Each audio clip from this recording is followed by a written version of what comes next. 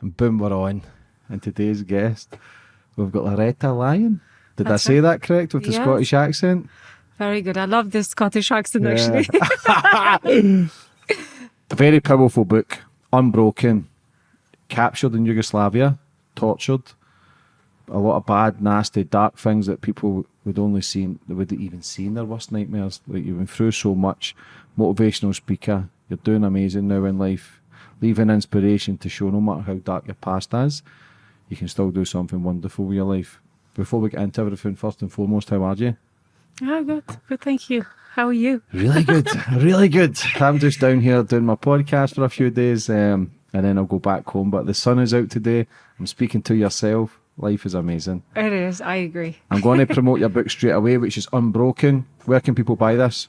It's available on Amazon, and it's on Kindle or paperback like this. And I'm working on the audiobook as well because a lot of people are requesting it. So Yeah. we'll see. I'm an audio book kind of guy. Are you? Yeah, Okay, I'm I'm lazy. going to get it done. Yeah. By the end of this speech, I'm going to try and speak like you because I tend to mimic accents without my knowledge. Yeah. Don't ask. Yeah, well, that's a good thing. Before we get into everything, though, I always like to go back to the start of my guests, get a bit of understanding about you, where you grew up, and how it all began. Gosh, I was born and raised in former Yugoslavia. Okay. And people will learn this in the book. The book apparently is quite educational from the feedback that I'm getting, which is quite good. I won't spoil the book too much, but I grew up in Yugoslavia with a mixed background, but I'm not going to get into that now. But my parents are Muslims, not necessarily covered up or anything like that, but fairly Western-looking Muslim people. And so where my parents decided to live was a little small town. Majority, if not all, were Muslims and Albanian speaking. So in that town, majority was Albanian speaking, but then the next town was a mix. It's where I went to school. So at school, we learned two languages. These were the two languages spoken at all times, Albanian and the first one was Serbian, and then Albanian as a second language. And side by side, we spoke both languages and we lived amongst each other with the Albanian speaking and the Serbian speaking nationalities. I think when I look back and even now, because people sometimes say, oh, you must really, how do you feel about back home? You must hate it. I'm like, no, I don't, because hate is such a big word. I don't hate anything about my people or anything about these nationalities that gave me all these troubles in this book, as it says. But I absolutely love my people because they are very straightforward. I just realized that evil exists in any nation, any religion, and especially at war. And so going back to my childhood, I had such a humble childhood. We grew up very poor, but to me, I think there is poor in wealth in terms of money, and then it's also poor in love or respect or peace. And we had that as richness. We had a lot of respect in the house. I had a great family. I'm the only child. And so for me, wealth, number one, meant that respect, the love, that's really important because the rest can come. And so my dad worked really hard as a doctor to provide for us. He's a doctor. He was a doctor, I should say. I keep speaking present tense, but he was a doctor. And my mum, professor of languages. And so they really tried their best to give me the best life they could. Yeah, very It's well nice. educated, very good parents who tried their best. What were you like at school? Myself? Yeah. Brilliant. I just really Good wanted at two shoes?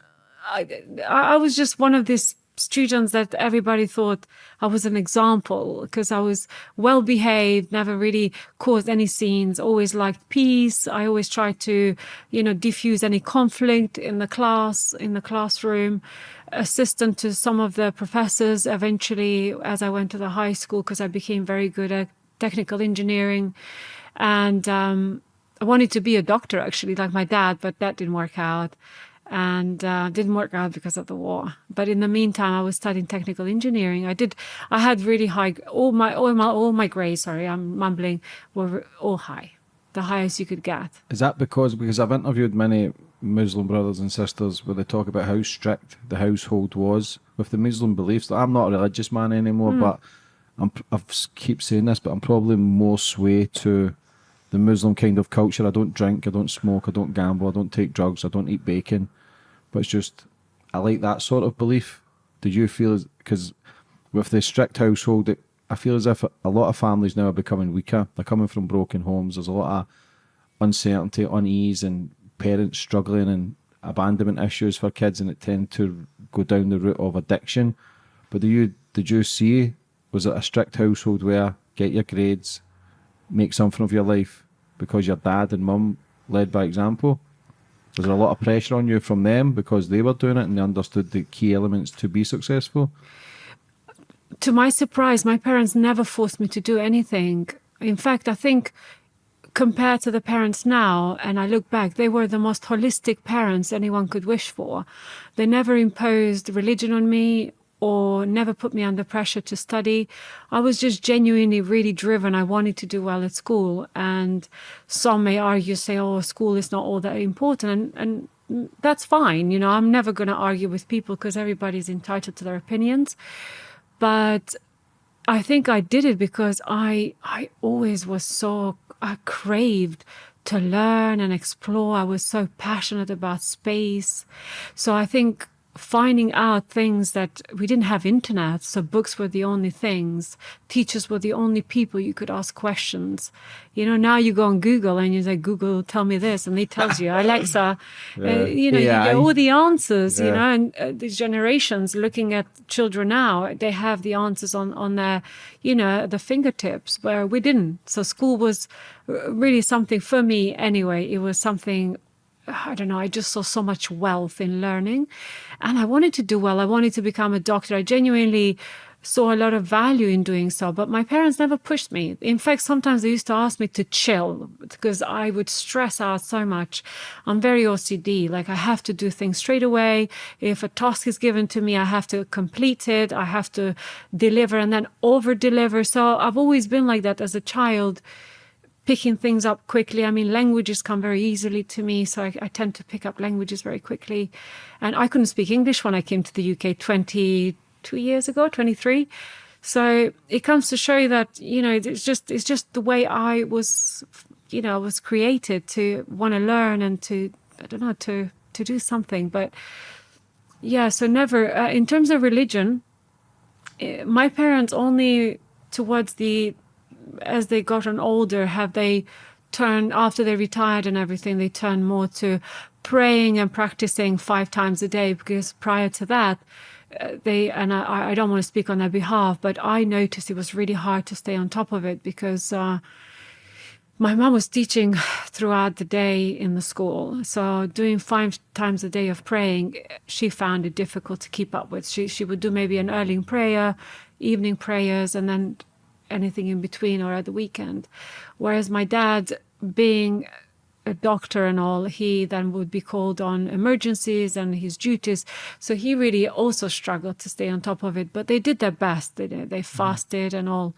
Never once did they ever say, you must do this, must do that. In fact, in my book, I mentioned going to my dad and saying, oh, Dad, all my, you know, my cousins and the neighbors' children are going to the mosques to learn Quran, our Bible, and I said, I want to go and learn Arabic, and this is because I have such passion for languages.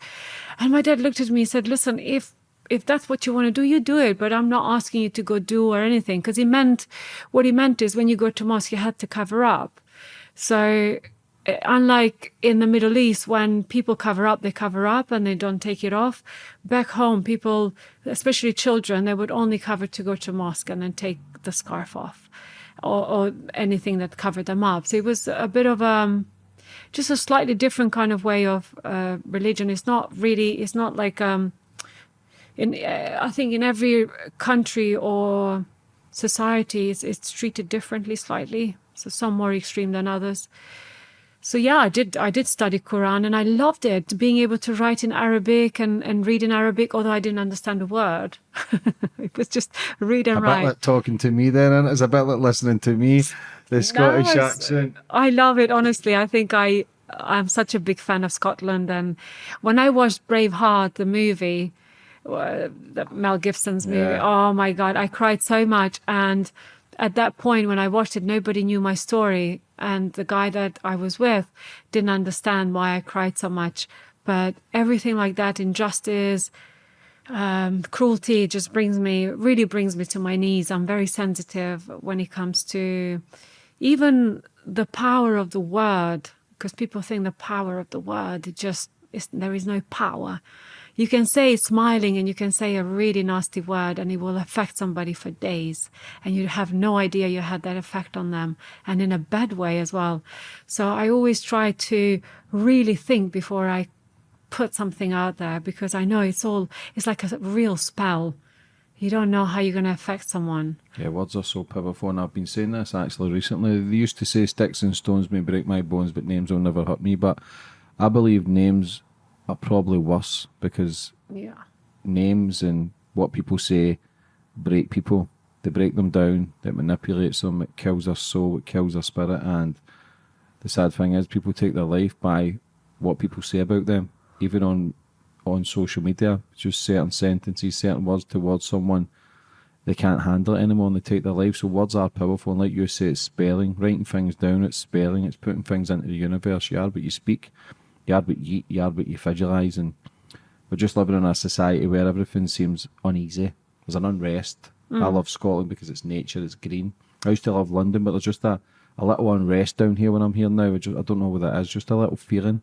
I love the people, but I've got friends from all over, but it's just a little weird vibe. I don't know what it is. Hopefully it goes, but it's just the way I feel sometimes. So is your life going amazing then? Studying, good girl, mum and dad doing well, praying, you were learning languages, you were very interested in very much books and just being a good girl and trying to make something from your life. Was life perfect? Was there any unrest in Yugoslavia then, where you talk about other countries and the wars? Was there, like, Ireland, when you've got Northern Ireland and stuff, there was a lot of bad stuff there just a few years ago, a lot of killings. I go to Belfast for some interviews, and again there's a little feeling of uneasy. Maybe that's just because of the shit that they went through and there's still that energy there, but was there ever any signs of wars coming or anything arising back then? I remember it as a child, actually. I mean, I remember as I was growing up, my mom kept saying to my dad, since Tito, our leader at that time in Yugoslavia, I Yeah. don't know who will remember here listening, Tito, since he died, she kept saying to my dad, it just doesn't feel right anymore. And I think when Tito died, I was born kind of, these are people going to work out now my age. It's only 25. Same age as me. Yeah, exactly. So, and I used to think, what does this mean? Tito died. We knew Tito, everybody, he was very well regarded. In fact, I spoke about him recently on holiday. I was reflecting back on how well regarded he was. He kept our country at bay, and he was well respected in Europe and, the United Nations and all of this. And then, This episode is sponsored by Fire Away Pizza, the fastest growing pizza company in the UK with over 150 stores. With their fresh quality ingredients and unique pizzas, they will have you coming back for more. Use code JAMES20 for 20% off. That's JAMES20 for 20% off. it was all for the power of a seed, for politics, basically. So the civilians really were never for war. But from my perspective, this is only from what I've seen, what I've witnessed.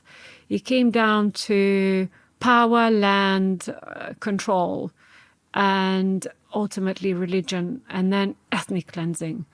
Ethnic cleansing became such a big thing. So when you look back at Yugoslavia, it was Slovenia, Croatia, Bosnia, Serbia, Montenegro, Kosovo. Macedonia, Kosovo. Am I missing anything? I don't think so. What about Czech Republic and stuff? No, they were not. Is that not anywhere near? They are near with us on the border, but they're not. They were never part of us. And maybe in a very, very long time ago, there was some kind of a union going on, but not that I remember in history. But this was Yugoslavia, and so they started the war with Croatia initially, I believe, the Serbs. So there was a big conflict there. Somehow Croatia and then Bosnia got hit, and this is all in the north. And Bosnia was hit the most, and they did the biggest massacre because UN couldn't make it in time. The troops were not authorized to go on time to save the people. So it was one of the biggest graveyards ever found of ethnic cleansing, and only because they were Bosnian Serbian speaking with different dialect, like you have a different dialect to the British, and so just because of their religion, because they were Muslims. So that was ethnic cleansing because they were mostly because they were Muslims. So Is that what that means, ethnic cleansing? ethnic is really should just mean, for example, in Kosovo they did a lot of ethnic cleansing, and that's what they tried to do to our town Killing people because they speak of a religion? different language. But then it turned into religion, so ethnic cleansing. So they didn't want the Albanian-speaking communities anymore, and also anyone that was Muslim that practiced the religion. So although it was called ethnic cleansing, most people thought that even religious cleansing was all one, because it unfortunately just how it unfolded. But our town was singled out for ethnic cleansing, and we were all Muslims and Albanian speaking because my parents decided to live in that town because they found jobs, which is fine. And because my mum's origin is from Turkey, she's a mix. She's from Bursa originally, but she studied in former Yugoslavia. She met my dad, and she's just happy-go-lucky. But going back to the book or to my story, when we got singled out for ethnic cleansing, it was really stressful. By then, we had already figured out that Kosovo just went through a huge war with Serbia, and United Nations had interfered. And when United Nations interfered in Kosovo, what happened was Serbia dialed the heat in its own land by attacking the towns that are Albanian-speaking, which also happens to be Muslim, because there is some Albanian-speaking, but they are Catholics. But mostly in Kosovo and Montenegro, you find these communities. And also, my bet, it's also Macedonia, but not so much where we were. And so, Milosevic, I can even say that, he was in charge of all of this, and he dialed up the heat. And we were singled out for ethnic cleansing. And I don't want to spoil the book too much, but we were saved. My uncle was a really wealthy guy. He was a farmer. And he used to say to my dad, brother, you've gone and, wasted all these years in university. And as a doctor, you can hardly make your ends meet, because the doctors didn't really earn much in former Yugoslavia. But he said, look at me. I'm just a farmer. And he used to joke. He was such a joker. And he was right. He inspired me, because I thought, you know what, I'm so fixed in like education and stuff. But ultimately, if you have a drive and you want to have a better life, or you've got great ideas, you've got good business sense, you can apply that. You don't need a diploma. Yeah. So I think going back to that kind of in this day and life, we don't have any war. I think you don't necessarily always need the qualification. No, everybody's defines success differently. Some Yeah. people might define it by going to law school and being a doctor for 4 years, 6 years, 9 years, whatever it takes to get degrees and diplomas. But the most successful people I know are the ones who didn't go to university. There's a lot of people I know who go to university and don't actually do anything with their degree. Yeah. So again, it's just life. It's only textbooks. You're only studying and memorising whatever's in those textbooks. Not Yeah. really life. We need doctors, of course. We need lawyers. But for me, life is life. I'm trying to go through it blissfully and peacefully as I can. Sometimes I'm living in chaos, but that's okay. That's life. We're living in Yeah. a very fast-paced world. But I think it's important for people to understand, because not everybody's loves education. I fucking hated it. But I just like to stare out the window and look for spaceships. Yeah, I know. I'm was waiting kind- for them to come. Well, apparently it's coming soon, so we'll see. But I was a visionary. I wasn't very good academically, but sports and stuff and outdoors, I thrived. I loved it. And what does the saying Einstein says? If you judge a fish by climbing a tree, the fish will believe it's stupid or something. But I feel as if everybody's different. We've all got different beliefs. We've all got different the way we see the world. So when your uncle came, he saved you, the farmer, the funny man. He saved the whole town. Literally, How so? I mean, it's a real scene. It's a very intense scene. We get dragged out of the houses, and it's a huge chaos. What age were you then? I was 17, have just hit 17. And for the listeners, we are about to touch base on human trafficking, and if people haven't gathered the story yet, but it started with ethnic cleansing, and then war brought human trafficking and organ harvesting as a market. So this is where we're heading with the story, just so they're aware. And so we got marched into the crease of the mountain. It was really late at night. It was cold, children screaming, babies screaming, the elderly limping, we're being pushed around. It was really daunting and scary. It was this really uneasy kind of background noise of footsteps of the soldiers just marching us, and people just shuffling, because it was the whole entire town, and it's a big town. And so when we got to the crease of the mountain, and it's dark and it's cold, and we could just about see the sky, the soldiers are screaming, "Oh, we got them all here, all in Serbian," and we all understand the language because we all learned both languages at school. So majority of the people in that crowd speak both languages. And they say, "We got them now. We're going to do the biggest massacre that's ever been. We're going to show United Nations that they should never get involved with Kosovo. They should let us lead our war with them." So they all for the sake of making a point. And my uncle is standing there, and he just said to my dad, "Just watch them. I'm going to speak to them." And my dad is like, "Don't even. They're going to kill you on the spot." We were dying anyway. And so he negotiated with them. He said, "You're going to be hunted forever. If you don't take my deal, I'm going to give you wealth that you can only dream of. Take the wealth, spare the town, and you don't even need to work for these people," meaning you don't have to even serve in the army. Just disappear. The rest of the people that were in power, they could easily disappear to other countries, but the civilians that were at war, all the borders were shut.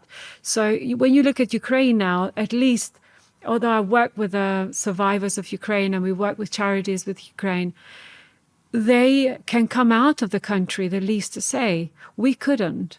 For us, it was like on the frying pan. That was it. So we all knew either way we're going to die, but how we're going to die, we were just waiting for it. And after a long negotiation that my uncle did, eventually they said, "Okay, let's see how much wealth he has. He's bluffing." And my uncle said, "I'm going." My mom followed my uncle. She's like, "I'm coming." I'm like, "Mom, like, could you just please?"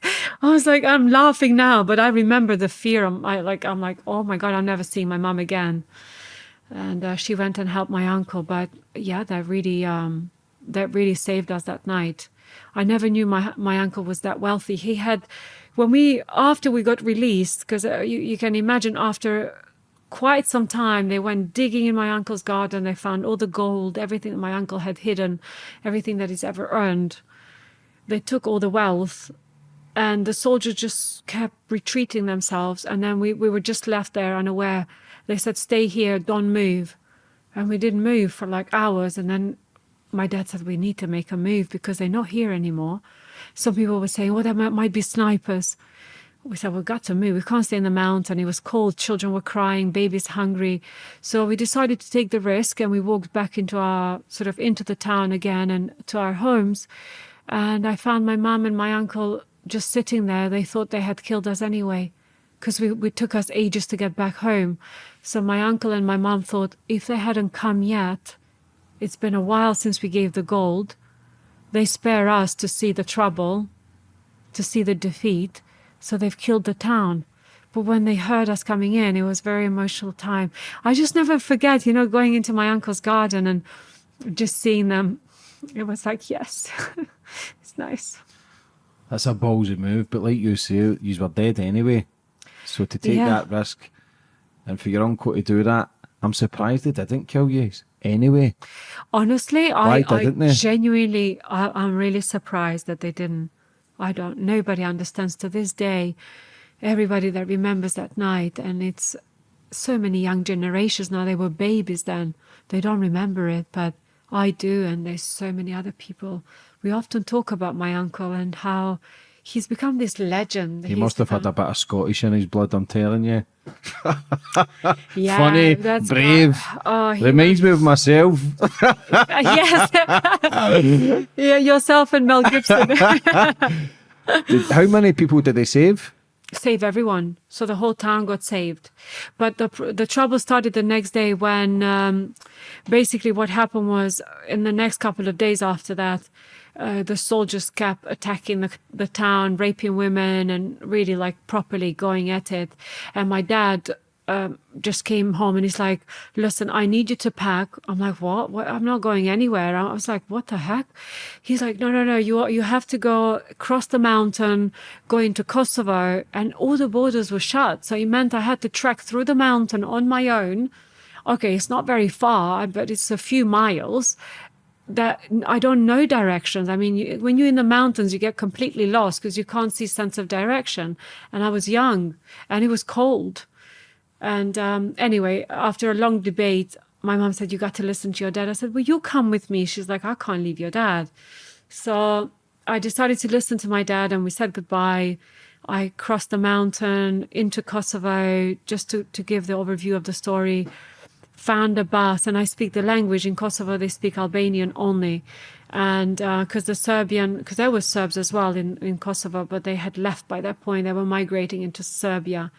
And I went in, got on the bus, managed to get into to the capital of Kosovo, which is now Pristina. It always was Pristina anyway. And by that point, the night had fallen, and I was thinking, where do I go? Where is the Red Cross? Because my dad really said, you need to go and find the Red Cross. I'm like, okay, the Red Cross, cool. The camps, I got it. And I got completely lost, didn't know what I was doing. I was thirsty, I was hungry, and ended up, I saw this bar open, and it was police hours as well, so nobody on the roads. And it's quite daunting. And I was like, oh my God, what am I doing? I don't know, this town is big. And I went into this bar. When I walked in, I was so surprised. Everybody there was foreign police officers. They all had blue helmets, uniform I'd never seen before, some blue, some with flags, with different flags, German flags. And I walked in and I was like, oh my God, I walked into some different country, this is not Kosovo. So I went to the bar and spoke to them in Albanian. I said, I just need a glass of water, because they looked at me, I'm too young to be in a pub. They looked at me a bit sheepishly, like, what are you doing here? So I got some water and then basically decided to go outside and sit, because I didn't know where to go. But I was very lucky. So I went outside, sat down, and I started to cry, because I was like, oh my God, what am I going to do? And I didn't tell the barman that I'm looking for the Red Cross. I completely shut down. I didn't know what to do. What I witnessed back home, I was really worried to tell anyone I was from Serbia.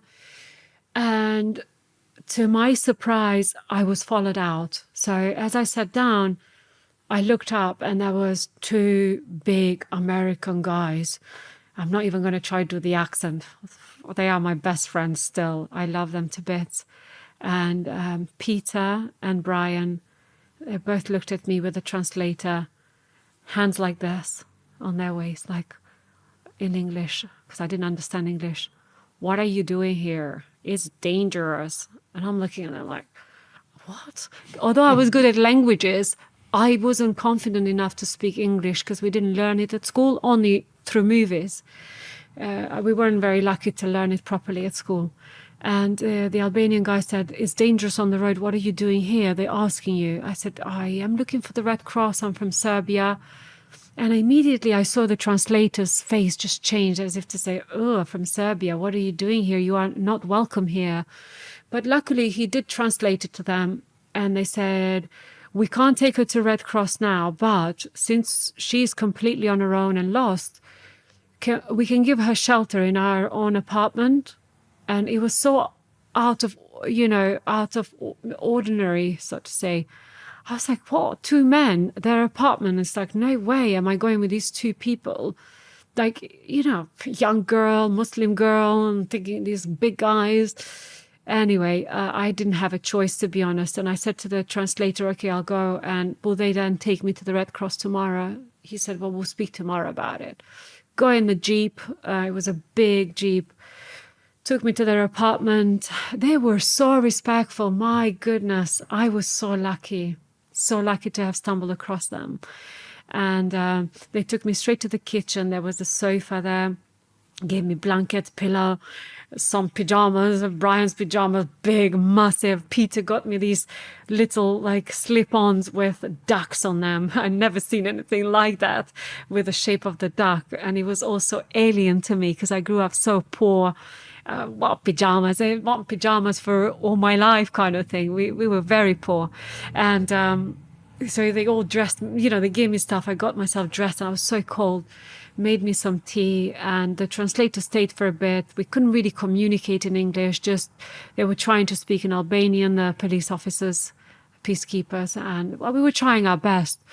But that morning when we woke up, they had to go to work. So they said to the translator, just tell her to stay here. She can't leave the apartment. She can't leave without us at all. When we come back, we're going to speak to our superior and see what should we do about her going to the Red Cross. I didn't understand until much later why they wouldn't send me to the Red Cross. And they never explained this to me because of the translator.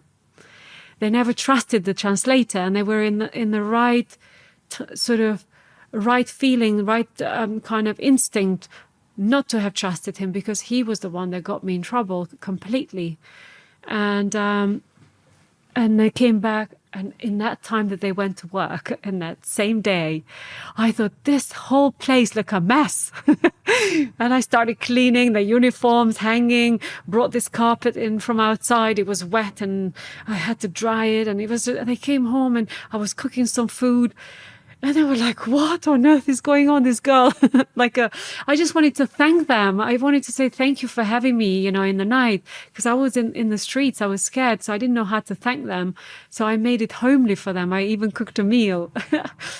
And they started laughing. They sat the translator down and they said, just tell her that she cannot be sent to the Red Cross, but until things calm down in Serbia and we will keep an eye from over here, what's happening in her town, she has to stay here. Is she all right with that? I had no choice. I had to be all right with it. And then we became the best friends. It was really just the most unexpected friendship and respect they showed me. And they not even from my religion or my nationality or anything. But I'm so pleased I met them, because any time, at any point in the future from then on, somebody completely broke my faith in men, my trust in my own people or my own religion. It was those two guys that constantly reminded me that in order to have that respect and trust, people didn't have to be from the same religion or the same culture. It was a universal thing. So you have bad and good in every culture, and you have bad and good in every religion. But yeah, they were great. But then the translator had given me up to the human trafficking gang, one of the biggest human trafficking gang to this day, believe it or not. They're still alive, they're still very dangerous, and they're still ticking. Human trafficking is at the all-time high. It's more money made in human trafficking now than drugs. That's how big a business it is, with the organs and organ sex harvesting. slaves. Yeah, The harvesting is unbelievable for the things that they're doing to create money and generate money from kids, adults. Yep. It's all around the world, and it's a massive, massive business. I had a man on who was a Royal Navy SEAL from America, and he goes to places in Asia and tries to stop it, but it's just so big, and there's just so much money involved. It's scary to think this shit happens in the world.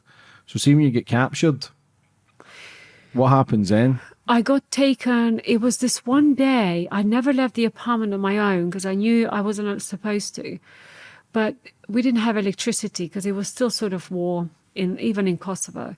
So I thought there was always a stand just outside of the window, and I could see it from Peter's bedroom. And I thought, you know what, if I could just go and just get a magazine so I can read, because I was going a little bit crazy. You're there on your own all day. They at work. They can't take you with you. Although they did a lot with me. They took me. I met majority of their friends in the military and stuff. They introduced me. I was not somebody they kept hidden. So all the hierarchy, they knew I was there and they wanted me safe. And the reason they wanted me safe, because again, I had crossed borders from Serbia to Kosovo, so I was a huge target. And they wanted me to be safe until they were ready to send me back to Serbia. And so I thought, do you know what? I'm going to go buy a magazine. I had some spare change, and I said, you know what? If I just buy a magazine, it's only 50 pence. I mean, I can read something. All the housework were done. And I didn't have anything on me. I even left the door semi-open because I didn't intend to take the keys and leave completely. It was open and I just left something to block the door. I went out and I just heard this squeaking wheels, like a really harsh black van pulls in front of me on top of the pavement. And my instant reaction was to say, excuse me, watch out. What are you doing on pavement? So I'm about to tell them off. Little did I know they're going to be the ones telling me off and completely terrorize my innocent mind. So they came out so quickly. They opened the doors. And I was like, whoa, I didn't even know what happened. It was so fast. They put this black thing over my head and both of them, two guys, they grabbed me just up here and sort of shoved me into the van, closed the door, and it's like, let's go, all in Albanian. They're speaking Albanian. I'm like, this is surely a nightmare I'm having. Like, I was hoping I'm having a nightmare and I can, like a dream, I can pinch myself and I could wake up. And they were like, we got her. And they're calling me names and they're referring to me really nasty words. And I was like, wow, this is happening. And I'm like, what's going on? Why am I the spy? They were calling me a spy. Ended up dragging me. We didn't drive very far. It's still in the central of Pristina at this abandoned building. And they end up dragging me from the van to this room, a huge building. And when we got near, my feet were dragged. I wasn't even walking. My toes were just like, I could feel the ground. I was just being dragged like a body. And they're still swearing and they're so happy they have got me away from the Americans. And they said, they're swearing, we found her and this and that, the spy, this and that. And I'm like, oh my God. I really started panicking. I knew I was in big trouble. And the boss said, take the hoodie off. So they took the hoodie off. And I was on my knees. And I looked at him. He looked at me. I said, oh, so he said, you're the one. And I'm thinking, okay, clearly I'm so famous now. I mean, I'm the one. Wow, such a spy. James Bond girl. When I look back, I'm like, gosh, bad girl. Anyway, so he actually gave the order for me to be, what can I say in this podcast? Can I use words? Everything you want. Yeah. So he said, okay, I want to watch this. You guys rape her. And when he said that, I was like, oh my God. And you can't even describe it with words. The millions of conversations in my head with myself, like, this can't be happening. This is not happening. And I started screaming because I was flipped on my back. I'm pinned down by other guys. And everything I had on was ripped so fast. And the only thing I could do is just, as I was pointing my face to the ceiling, and I'm just like, please don't do this. I'm a virgin, because I didn't know what else to say. I was so scared. I mean, the way I grew up is that in a small town, in order to marry a nice, decent guy, you had to be a virgin when you marry or when you decide to be somebody's. Otherwise, the whole town will know. They will let you go. You can't stay in a family if you haven't come as a virgin. Things have changed now. It's tremendously. I'm so surprised. When I go back home, it's like anywhere else in the world. But not so long ago, it wasn't the same. This is only 23 years ago, 24 years ago, maybe. We're talking really like extreme in terms of you had to be a virgin, that kind of stuff. When the boss heard this, because the guys were so charged up, like, yeah, we're going to do this. And the boss luckily heard when I said that so out loud, that I was a virgin. And he's like, whoa, boy, stop. And they all stopped. It's like they programmed to stop. And they're all like undressing. And I'm like, oh my God. I'm like, oh my God. It's just like, what's happening? He's like, put something on her. He said, boys, we have stumbled across a huge cargo. In my humble opinion, cargo is something that you ship and it's goods. And I thought, what cargo? I'm a human. Like, I'm thinking in my head. I was always like a thinker. He said, right, let's get her ready to the safe house because she needs a lot of training. And I didn't understand what he was meaning with a lot of training. So took me to the house and introduced me. There was a lady there, this woman, much older than me. And she was very sinister, and they all were sinister, to be honest. Very, very, very rough people. And they trained me.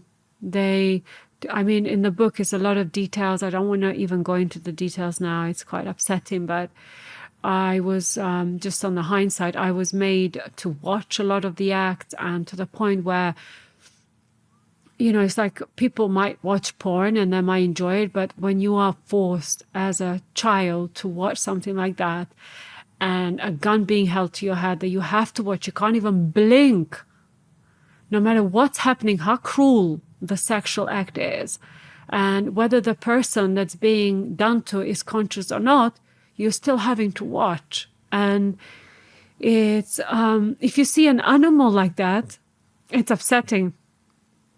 When you see a human, it's lifeless, and being abused like that, it's hard. Yeah, that's heartbreaking. Like, that's you wouldn't wish that upon anyone. But how many people were in this place? Do you know? It was. I only saw the other girls when they came to be done something to. Who was doing something to them? Was it the soldiers, or was it the gangs? The human trafficking gang. I was taken by human trafficking gang and organ harvesting gang. So I was with them now.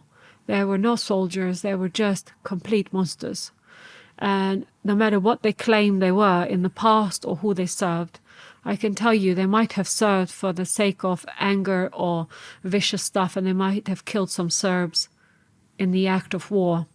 But what they continued to do to their own people, because I was from outside, but they continued to do this to their own people. The Kosovan children that went missing, the Kosovo girls that went missing during the war, some of which organs have been found to exist in someone else's body in Germany and so on. I've been following such a track of people asking questions, where did my heart come from? When they start doing the research and the DNA, they go back to Kosovo. But my son has gone missing since war. We thought he was dead. No, your son clearly was trafficked and his heart taken by the black market and ended up saving a boy in Germany, that kind of stuff. So how could you do this to your nation? And so when I say this, I don't hate the Kosovo. I absolutely love. The people are so lovely. And I have lots of Kosovo friends, and I have so many Serbian friends. But I'm saying that the gangs, the human trafficking, regardless of what nationality or religion they are from, they are monsters. If they are even able to think of trafficking anyone or doing anything to anyone that's living being, for me, they are monsters. I don't care what religion they are. To me, they have zero religion, or for me, they're just like, how can I say, no identity. They're just monsters. Yeah, evil. That's evil, the evil of the complete world, who are evil. doing the most catastrophic things for money. Yeah, that's what it all boils down that's to. it. Money. They're completely brainwashed. All they care, it's money. The suffering and the pain. I don't believe in wars. I don't believe there should be wars, but I understand people can be brainwashed. I interviewed a man earlier who says, look, at that time I was conditioned to just follow orders. Yeah. Just do what I want. I thought that was normal. Some people come out the army and they think, what was I doing? You talk about the weapons of mass destruction. It didn't even exist. There was over 1 million people were killed. Who are they fighting for? It's for the greed of the hierarchies who are calling the shots to make them richer, but yet those suffer. Homeless people on the streets, the majority of homeless are military. They go away and fight for a country that when they come home, no one fights for them. And this is the sad reality of it. I don't believe in wars. I feel as if all wars are murder. Some people might get upset with that, but that's just the way I see the world. There was a time I actually tried to join the Marines, but I'm glad I didn't get into it, because I would have been so, I'll do whatever it takes. This is the right thing to do. That's what I believe was just, when you interview so many people, you realise the destruction, the pain, the misery it causes, and innocent kids and women and men men coming back with PTSD because it's not a humane thing. Human beings shouldn't be seen. Destruction, pain, torture, misery. The PTSD now is a big thing where people are struggling mentally. Why? Because it's not a thing you should be seeing. Human beings should be... The cheese as it is, the most important thing on this planet is love. Yeah. But it's difficult because sometimes we don't love ourselves, sometimes we hate others and hold vengeance and anger.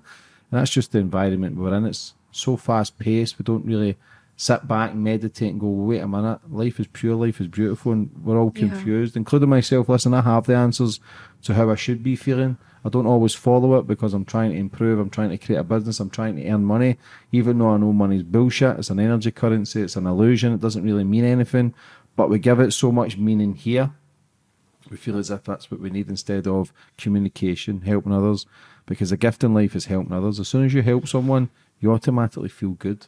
It's a win-win for both parties. How long were you in captivity for? I was with them for quite some weeks, and I really had to, in the book, everything is precise because I contacted my 2 American police officers and got the timeline right. Because what you find is I also suffer with PTSD. I suffered so much after that. I was on a suicidal watch initially in the UK because what happened next after my kidnap just gets worse and worse. And you just think when you just, like, this can't go any worse than this, then you end up even worse. So when I eventually made it here, the PTSD was huge. And I went blank. I almost tried to delete. You know, it took me quite a while to retrieve all my memories because I was trying to block it so much. Because I did this live thing the other night on Instagram only because I wanted to be really vulnerable with people, for my audience. They asked me, "You are so strong." I'm not always strong. I'm only strong because I'm trying to do the right thing. That's giving me strength. But when I go to bed, every night I go through the same journey that I've been through in real life. Every night. Every night I face these people. So it never goes away. I can completely understand the soldiers. I have lots of soldiers that I know, and they've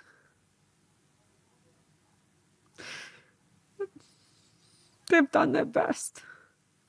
And I know sometimes maybe they've done, you know, because I've spoken to them, I've been working with them, it was out of their control, because sometimes you get the orders and people making the orders are not there, they're not seeing everything.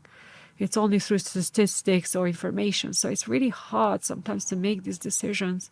Even Peter and Brian, I mean, after what happened to me, Peter, especially Brian, Peter came to the UK and saw me. We reunited, but Brian completely hibernated. He was really hurt. And I always wanted to know, you know, how did he feel? You know, what was going through his mind after he knew that I was gone? They thought I was just gone. I left them. I ran away. But when I initially escaped my first kidnapping, first I say, because there is the second coming, I had an interview at the police station in Kosovo, and they wanted to know what had happened, because the moment I got rescued or ran away, I was fighting with the last guard that was left to kill me, or rape me and kill me. It's a long story, and people can read the book. It's really detailed. So that night that I fought against the guard, as I went down, I mean, I tricked him and so on, but as I walked down these stairs, it was from the 4th floor, when I come out, it was after midnight, and he punched me so hard. He had a gun on him, and he punched me so hard, I went flying onto the road. And as I flew onto this middle of the road in Kosovo, in Pristina, I looked around because I was all disorientated, and I could see a big Jeep, same as the police American officers' Jeep that they gave me shelter, Peter and Brian. And I thought, oh, this is a police officer Jeep. So I started screaming. And it was dark, only the street lights a little bit. And the police officer that was finishing his duty was an Italian police officer. And the reason I remember is because I saw his flag. So he saw me. So he started shooting at my guy that is about to shoot me. And he then started shooting at the police officer. So there was a lot of shooting going on while I was crawling on the road towards the police officer to hide behind the car. And go to the police station. We do the interview. And they really are grateful that I finally, and they said, do you believe that you are the only survivor? We've been waiting for someone like you to come along. And you have to appear in court. I said, there is no way I want anything to do with this. I said, here's the interview. I had a case number. I said, I want to go. I wanted to come back to Serbia and die at war with my mom and dad. I didn't want to be near these people. So they took me back to Brian and Peter. I told them that they were giving me shelter. They woke them up at 3 a.m. in the morning by then. Peter took me in. Brian woke up completely depressed. And they learned what had happened to me. The next day they said, Lurata, you have to go because now it's really dangerous. We have to change apartment, but you also need to make a move. Excuse me. To Serbia, because now you are complete target. Like they would probably would have followed me everywhere until they killed me, and that was going to put their mission at risk, themselves and everyone involved. So it was the right choice to have made. Went back to Serbia. They put me on this bus that took me as near to the border as possible. Crossed the border again. I knew where to start to cross the border, still illegally because the borders were still shut. And when I reached my town, it was like a ghost town. There'd been bombing, there'd been, like, you could see the smoke and the air wasn't clear. And it was like a ghost town, literally, like, oh, it's like, I don't know how to explain. And I got these shivers on me and I thought, oh, this is not safe and probably they're all dead, but I'm just going to go and see. By that point, what had happened is our town had gone to war against the soldiers. So where the border with the town is, they had created these barricades, so they were shooting each other. But where I entered, there was nobody. But it was mostly on the main kind of road, where the big trucks had come in and the tanks. I went into my mum's and dad's garden and I can't find them anywhere in the house. And I thought, they died. They must have died in the crease of the mountains. I'm thinking these thoughts. Was there never any word contacted with your mum and dad when you were with the Americans? No, it's no way. Because so you're still living every day not knowing what's happening back home? No news, not knowing, no contacts, no telephone, nothing. It was letters, all dead. It was like a non-existent kind of place. Mm-hmm. Quite daunting not to know, because I wondered all the time if they're still alive. Yeah, because that's added pressure without all the other shit added on to what you were going through. To be honest, when I got taken the first time by the human trafficking, and I knew, because they told me, like, we have sold you to the highest bidder. This is before I escaped. And they said, once the highest bid is done with you, then we'll put you to the general public for prostitution. And after they are done with you as well, then we take your organs and we sell it to the black market. So ultimately, they said, you need to resign to the fact that you're going to die. So you're never going to escape us. And the first thing that went through my mind was like, I just need to make it through. Make it out, tell my mum and dad what's happened, and even if I have to die, it's fine. So the death itself didn't scare me, but my parents not knowing what had happened to me really frightened me. That obligation, that I thought if they live throughout their life and I'm gone, they're never going to know what happened to me. And that was something that really drove me to make it through, to fight, to want to escape. To stay alive. To stay alive, to make a scene. Every time we stopped somewhere, I made a scene. That's how I escaped them. I constantly was making scenes. Were they telling you that they were going to sell you on? How much were people actually getting sold for? Did you know? I don't know, but they had put, because I was a virgin, so a highest bidder had bought me. So they had sold me to the highest bidder. I don't know how much. It's fucking creepy, isn't it? It's creepy. There is even a market you'd think from a healthy human mind, okay, these guys are monsters, but the buyers are too. Yeah, and those are the ones that are sitting in suits, probably sitting in fucking Parliament and all over the world. I'm not saying I don't have the answers and names, but it's the high end people who are walking the streets in suits and calling the shots. And I'd imagine sort of be paying that sort of money. I don't know what they pay, but with some of the stuff that you read, some of the girls are 100,000, could be 500,000. It depends who they are and what the use they can get from them. Do you think a lot of people actually buy these girls and just keep them in a house or a dungeon and nobody ever knows? All around the world. Over the years, we have heard different cases. Some people believe that this is information coming from a CIA agent. I haven't done my homework myself. Yeah, same. But it's just coming from someone else, different sources. So the few that have escaped and they never want to speak, they just hibernate, have said that some of the people have been killed, their blood has been taken, organs have been taken. Some say it's constant prostitution.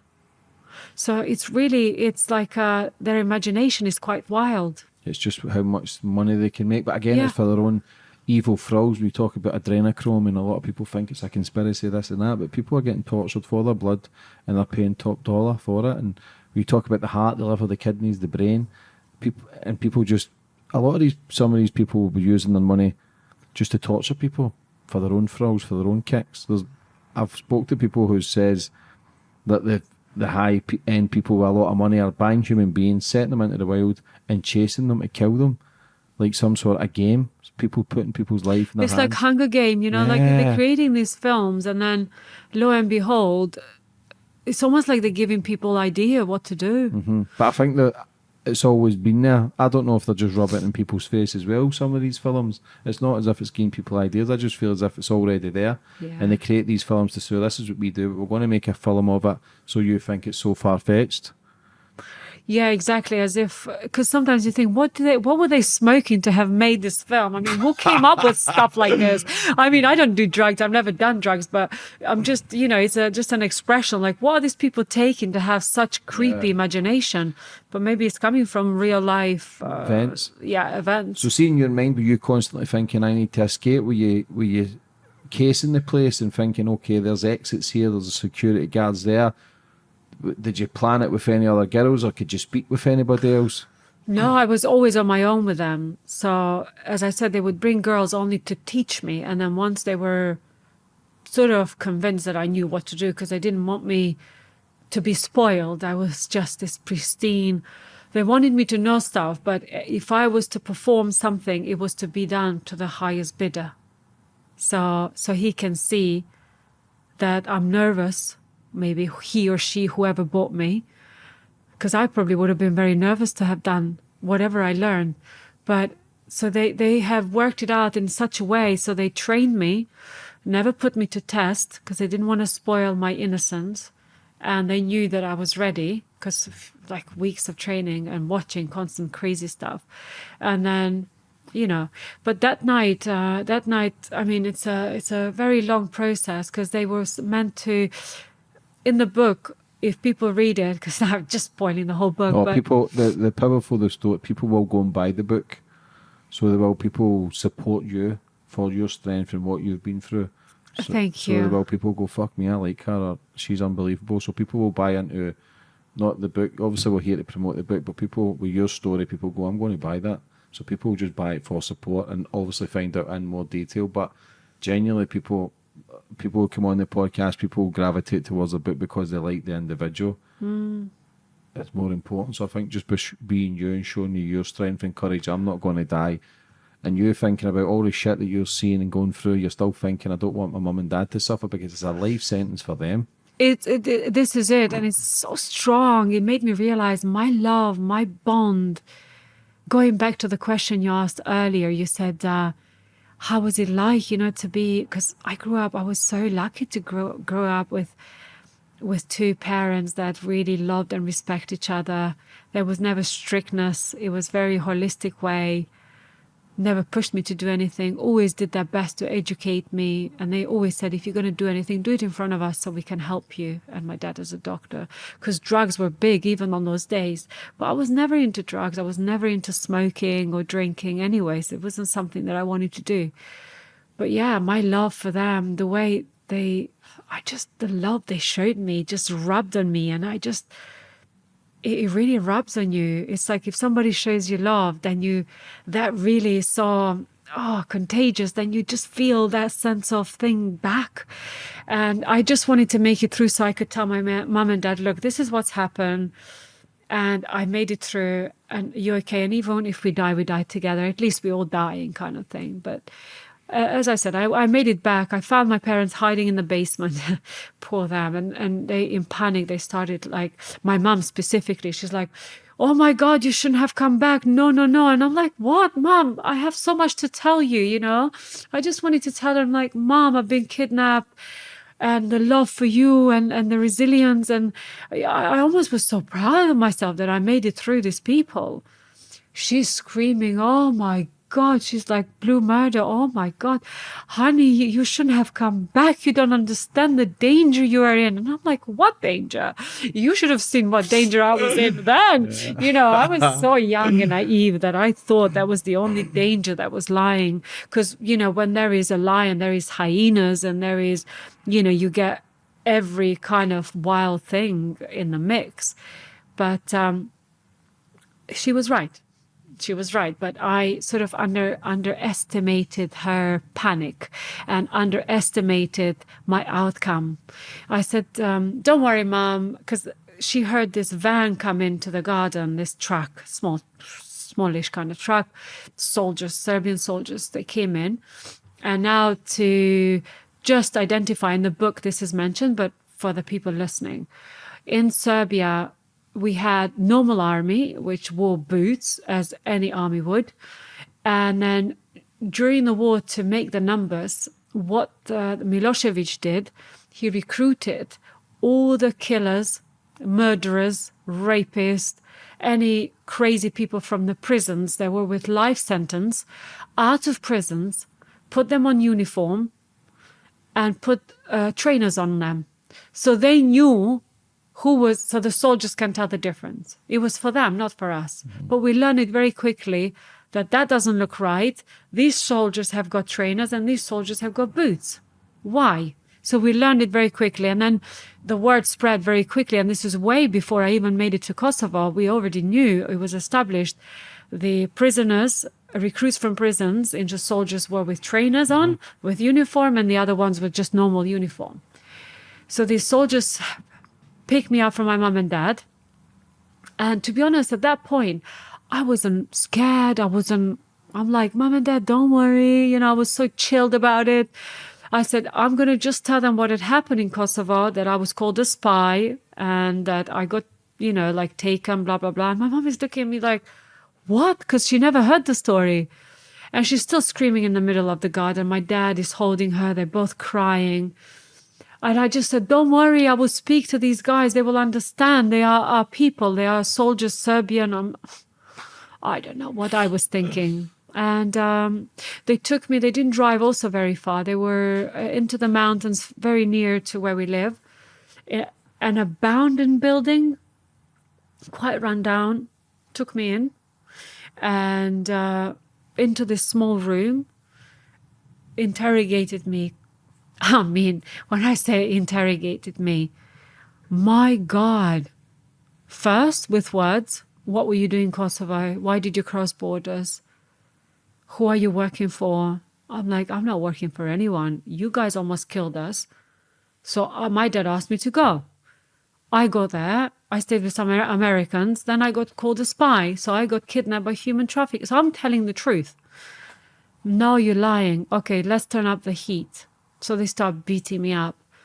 And now that I start telling people this, people can see it. I had a dislocated jaw, which in fact it's quite sore from the beating that I got that particular day.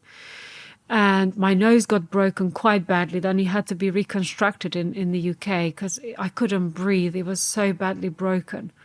I looked like a rugby guy, almost. Yeah, so tough.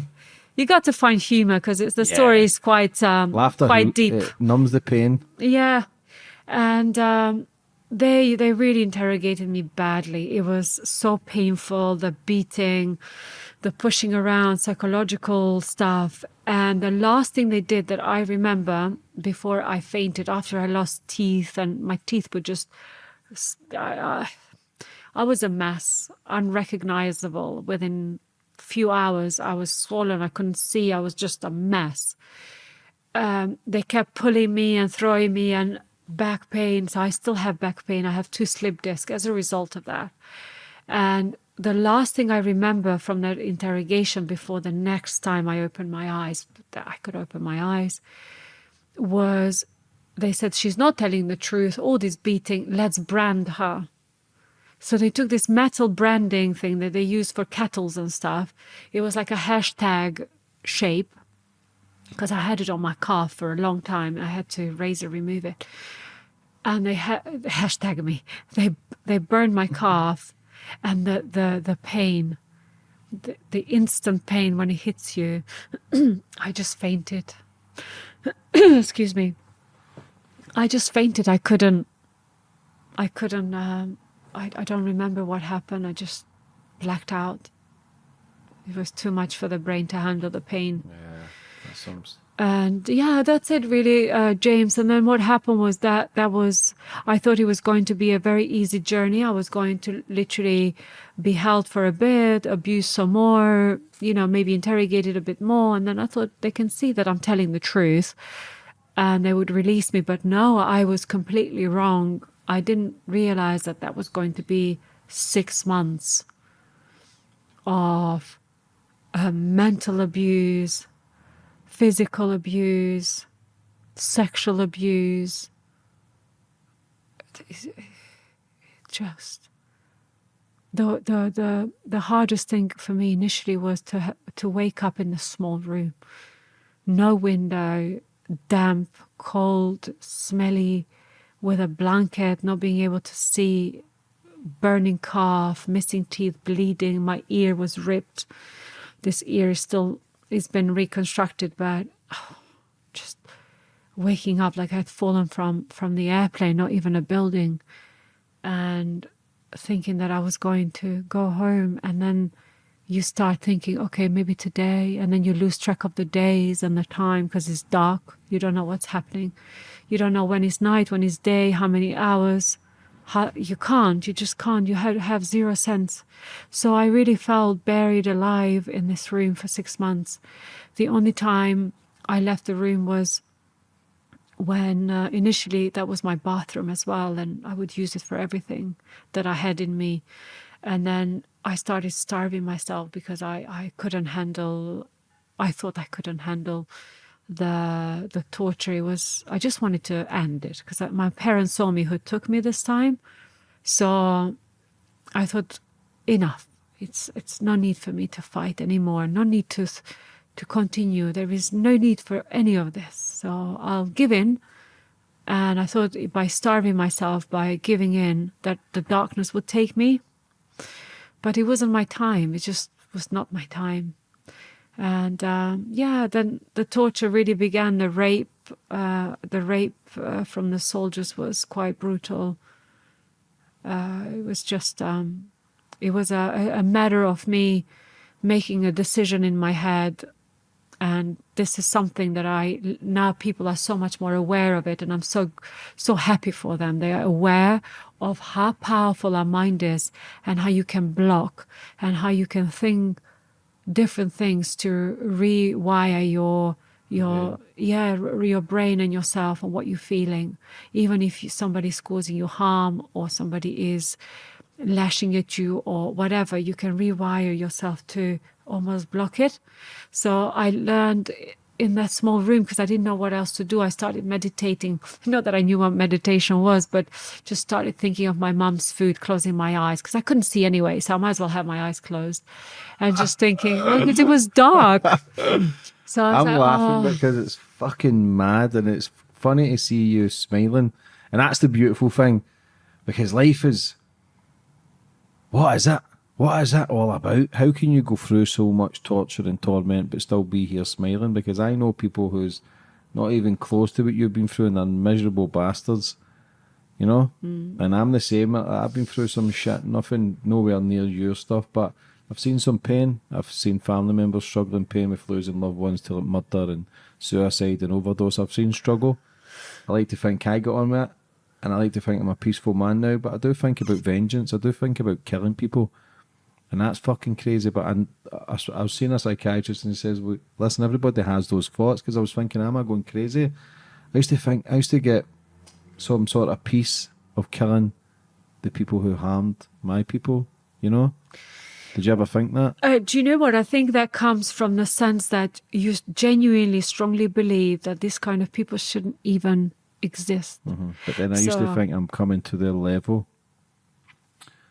It's a fine line, you know. Yeah. James, I had to work really hard on that because I don't know if I wish them harm. I just wish they never existed or somebody harmed them in return as a karma. But then I realized that I was only hurting myself by holding on to that kind of feeling. I had to forgive them. And in order to forgive them, I had to forgive myself. So when people struggle to make peace with something, it's not because they haven't made peace with someone else. It's because they haven't forgiven themselves. And we forget, for example, how important we are to ourselves. So if you, for example, let's just take a very simple example. If we're sitting here and we are very good friends, right? And you told me, oh, you are rubbish and you crazy and you just judge me in every way you can, for example, then I would be like, excuse me, you don't speak to me like that. Or equally, you would say the same to me. So basically, what I'm trying to say is, if you speak to a friend like you speak to your own self in here, like, because we often say, like, you're not good enough, nobody loves you. It comes all from the past experience. So we have been wired to think this way. That stays with us. The power of the word that we started this conversation with. So it comes from that, the evil that you have has been inflicted in you by external, internal families. It doesn't matter. But if you then thought, okay, so why do you have to live with yourself by being nasty to yourself like that? Just because you can't run away from yourself doesn't mean it gives you the right to be so nasty to yourself. So treat yourself like a good friend and be like, for me, sometimes I used to say, oh, you know, your nose is like this and your nose is like that and nobody would want you and you this and you that. You've been through a lot and people can't handle you. Maybe they would find you difficult when you sleep because you have nightmares, all of these things. And then I said, what? Or you're not good enough because you didn't get your diploma in medical because the war happened, so you never went to university. And then I stopped myself. I said, hang on a minute. I'm actually brilliant, because if I wasn't brilliant, I wouldn't even be here. I wouldn't be able to help others. So I tell myself every day. Affirmations in my head. Anytime something creeps in like nasty or somebody's just, I'll be like, no. I just like, because we are human, so we're going to shift between the two. Yeah. I feel as if I contradict myself sometimes. Yeah, exactly. And it's normal. Yeah. Yeah. So you got to refrain and just say, hang on a minute, recognizing and knowing the difference. You know? So see the people who came to your mum and dad's house the second time, were they on your side? The Serbians that time, were they good soldiers? Obviously they were bad soldiers. These were the trainer ones. They were the recruits, the evil from ones. Yeah. So how did they know you were at your mum and dad's?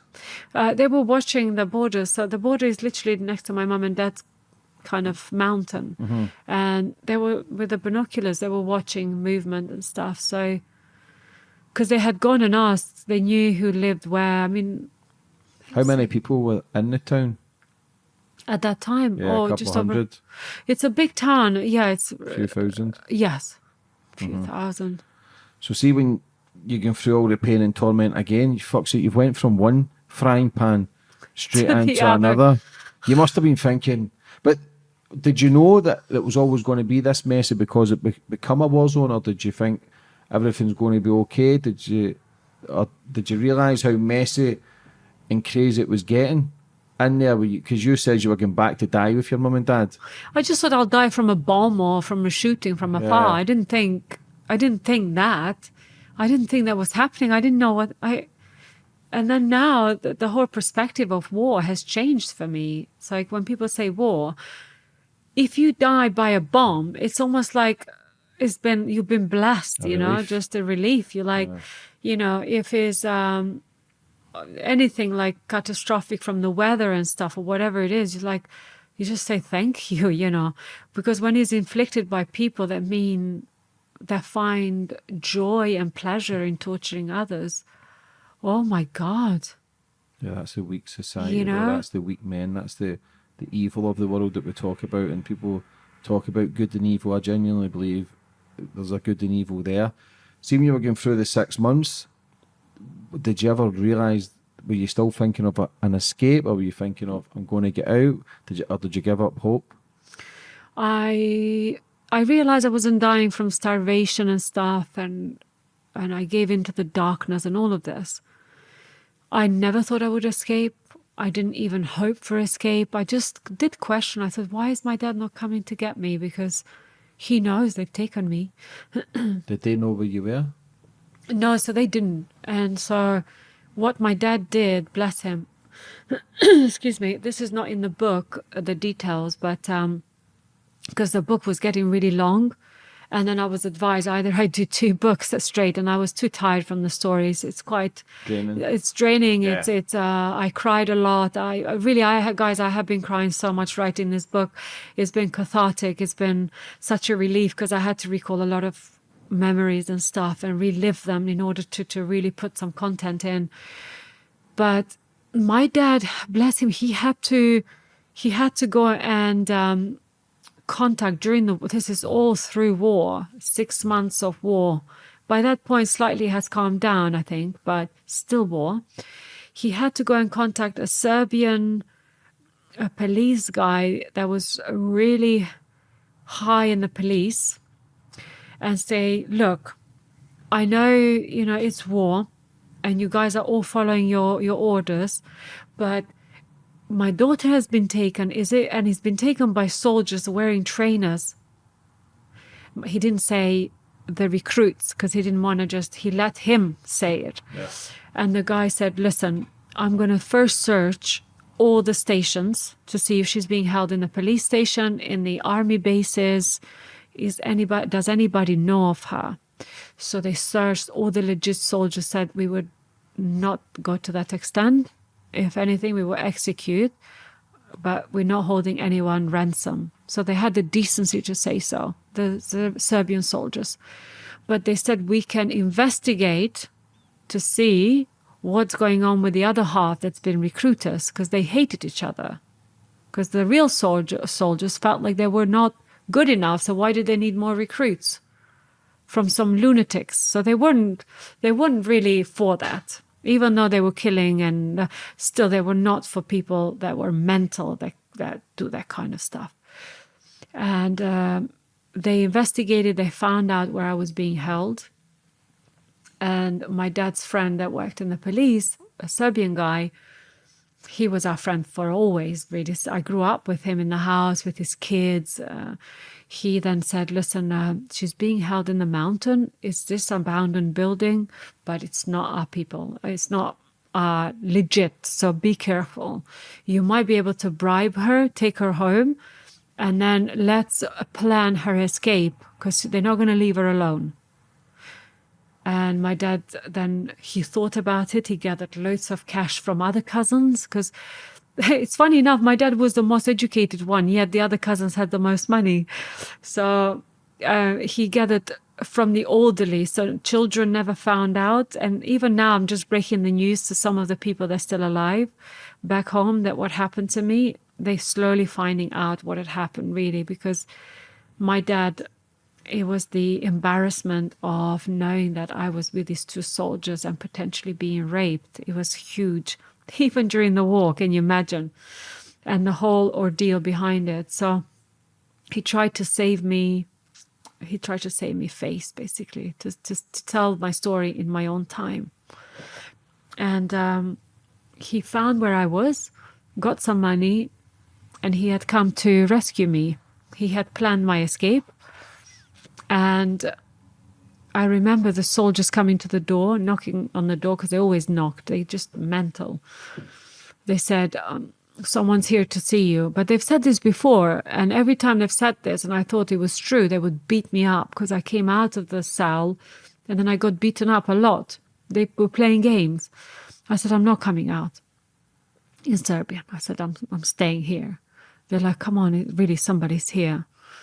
I was like, oh my God. And I was so weak. I was skin and bones and deformed and infected ear and like infected cough. I mean, I'm surprised I didn't die from infection. And so I came and I walked into this room because there's a lot of light. And I wasn't seeing much light. It was all very dingy and dark everywhere else. And my room was pitch black. When I could see this person, and I'm trying to make out, and I'm like, I heard my dad's voice, and he approached me, and I could see the shock on his face as a doctor. He looked at me up and down, and I just threw me at him. He grabbed me, and he's looking at me, and I'm looking. I said, Dad, what took you so long? He's just like, it's okay. He just hugged me, you know. I could see him. I could feel his trembling arms. And I said, where is Mum? He said, she's at home. Come on, let's go. He didn't want me to talk. He didn't want me to talk anything. Even in Albanian, he didn't want me to talk. The Serbian soldiers didn't speak Albanian, whereas we spoke both languages. He said, we're going first. So we got out into the car. My dad had exchanged some money, and they said, listen, old man, she needs to come back. 24 hours she has with you. He's like, yeah, I promise. With my life, of course. Took me home. I'm lying there, like covering my face because the bright light, my eyes were hurting. It's really something. I think the medical people that understand, or anyone that's been through something like this, going from not being able to see much to seeing so much bright light is quite daunting. Yeah. Yeah, you can't look. And I got home. My mum was there. She grabbed me. Lots of hugs, lots of like big reunion, but I wasn't enthusiastic. I had really the depression, the mental state my mental state was not stable at all. I was like a zombie. I wasn't myself. And there was no emotions. There was like this numbness about me, and understandably, I guess. And my mum bathed me. She got me together. I fell asleep on her lap. And they then woke me up to eat. I couldn't even eat. She'd cooked so many different things. I said, I can't eat, Mum, I can't. I was just like really skin and bones. And she's like, you need to eat. And then they shushing something. They like saying something. And I'm like, what are you guys going on about? My dad said, it's time. You should have seen the look on my face. I almost want to see that look on my face as well. I think my face said it all. I just looked at him and I said, Dad, just enough. You know, it's not time. What time for what? You know, it's like, it's literally, I didn't have the will in me anymore. There was nothing left in me that I wanted to go any further. I just wanted to, then I think I could have died if I stayed with my parents on those few days. I think I would have probably died because I reunited with them again, and it was enough.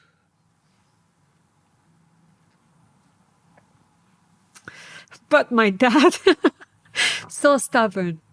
He's like, we are going. I'm like, okay, Dad, for the last time. I've never spoke back at you. I will never speak till I die. I love you. Your wish is my command. I said, whatever you say. He said, say goodbye to your mom. This is our last time. And that was tough. So tough.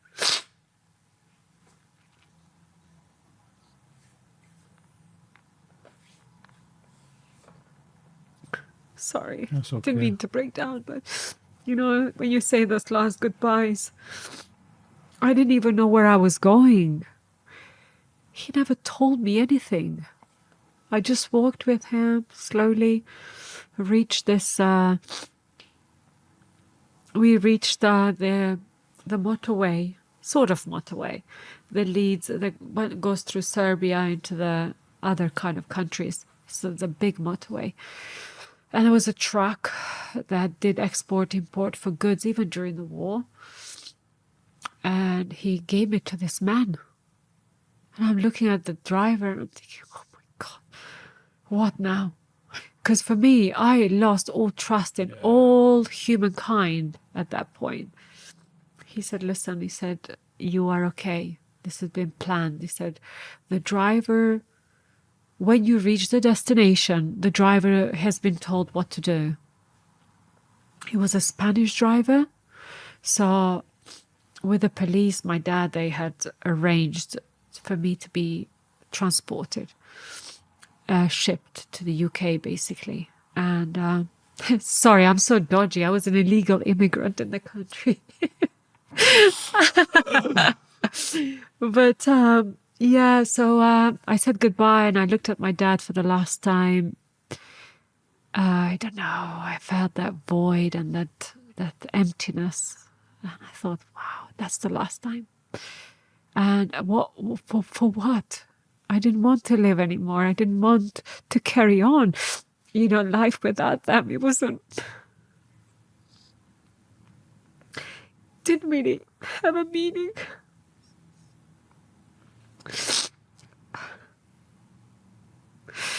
So I made it to the UK as a illegal immigrant, but a political asylum seeker as a child. I was still, by that point, I was turning 18 and so on. So, a bit older, I think. I don't know, really. I lost track. But the governments were really very, very welcoming. Not like, oh yeah, welcome, but kind of, my God, this kid needs a lot of help. And, my mum's cousin was based here. Sorry. You don't have any people that cry, do you? They all cry, to be fair. It must be me. Aye. They're amazing, no? Should I leave this here? Yeah. Oh, thank you, James. I needed this. So yeah, I came to the UK. My mum's first cousin was here. He ran away from Bosnia because he was studying medical. He's a psychiatrist. So he was studying in Bosnia when war hit. He took the last plane that left Bosnia before the bombing, United Nations went in or something like that. And he didn't even know I was coming. Nobody knew anything. The driver just had a number to call when he got to the UK. And he did. And then he delivered to my uncle that I've never met before. I've never met him, ever. Maybe when I was a baby, might have seen me as a baby, but that's it. And he was very kind to me, as a psychiatrist, especially understanding the level of... Once I told him the story, he was so shocked. He was just in disbelief what had happened to me. He could see it visibly. It was very visible, everything that he saw, but he just couldn't believe that I made it through. That the resilience, he found it fascinating. He said, this is so helpful he said, I'm sorry to say this, but he saw me heal and he saw me go through stages. He said, it's helpful for me as a psychiatrist to see someone overcome, because there is always a possibility, there is always a chance if you don't give up. But he wasn't my doctor, he wasn't my psychiatrist, because it's too close to home, and I think I needed a female psychiatrist. So I was appointed to a female doctor that I work with. But, James, the answer always when you have a depression or some kind of post-traumatic stress, it's so easy. I was like, oh, let's put her on drugs, antidepressant. And that wasn't the answer. And I will encourage, I'm not going to encourage anyone. People can do what they want. But if a friend asked me if they were under medication as such as I was, and they said, should I stay? Or what do you suggest I do? If they are stable and they're not they're not doing it for any other reasons, just because they've been through a stressful time, I would say speak to your doctor and trying to wean yourself off, because you're only numbing the issue and you are not healing, because when you're on antidepressant, you feel nothing. So the desire to heal yourself, it doesn't even exist. Your body is numb. The senses are numb. So there's really good doctor, German doctor practicing in the UK. He helped me get off my medications, which was good. Once that was done in a proper way, weaning off gently, so I don't have the side effects, and my will to really not be on them anymore, I just exhaled in life. I wanted to then work, I wanted to learn, I wanted to study, and I continued to study, and then it just continued to flourish. Because my mind was numb, and I can understand they were worried about me. They needed to do something. They couldn't babysit me. And that was the answer. But long term, that was not the answer. Yeah, long term, any pharmaceutical drug is going to affect the body negatively. Yeah. But at a stage, if people are so at that line where they want to not be here, then sometimes these things can help just at that moment and can help save you, to numb the brain, and hopefully you can push through it. But for me, doctors aren't talking about what's your nutrition like, how much trauma have you got, how do you exercise, what sort of nutrition are you eating.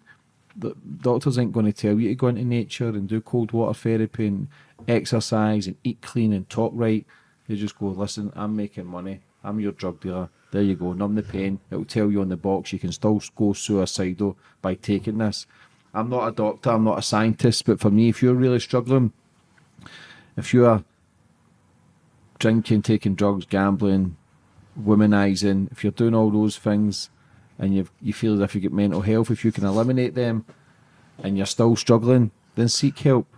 But if you're not exercising, not eating good, if you're drinking drugs, you're going to be struggling. You're going to have some sort of mental breakdown along the way. It might not take a year, it might take 10 years, but if you can eliminate drink, if you can eliminate drugs, even caffeine, start eating right, exercising, speaking right, your mind does become a lot clearer.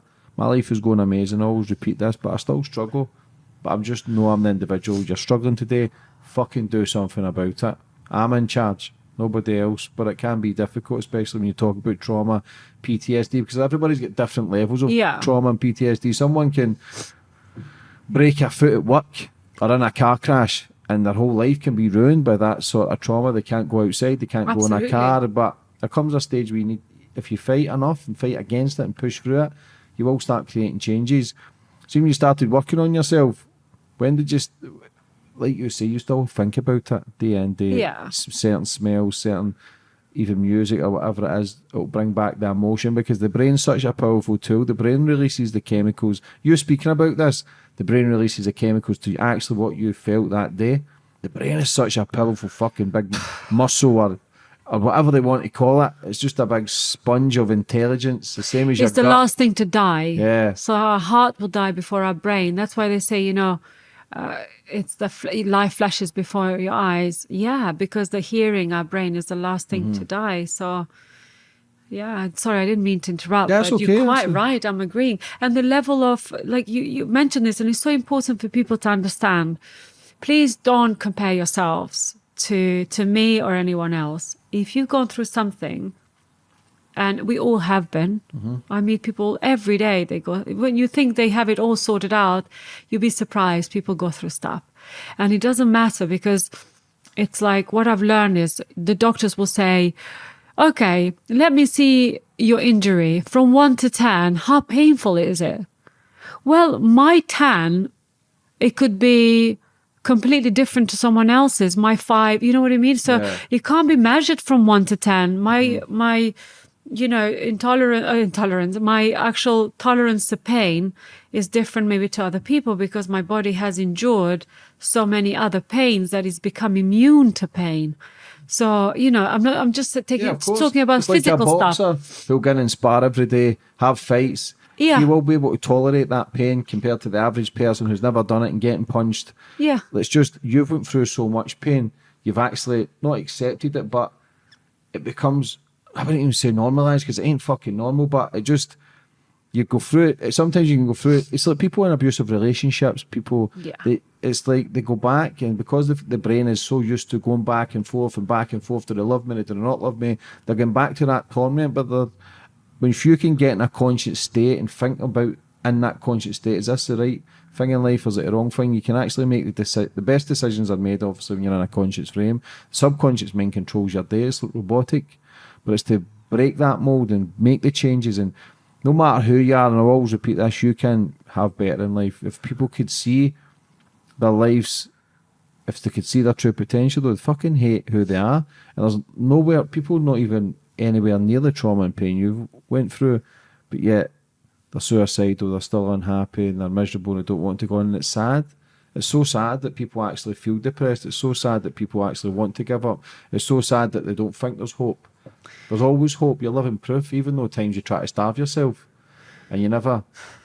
What was the food like? In that cell, horrible. Shite.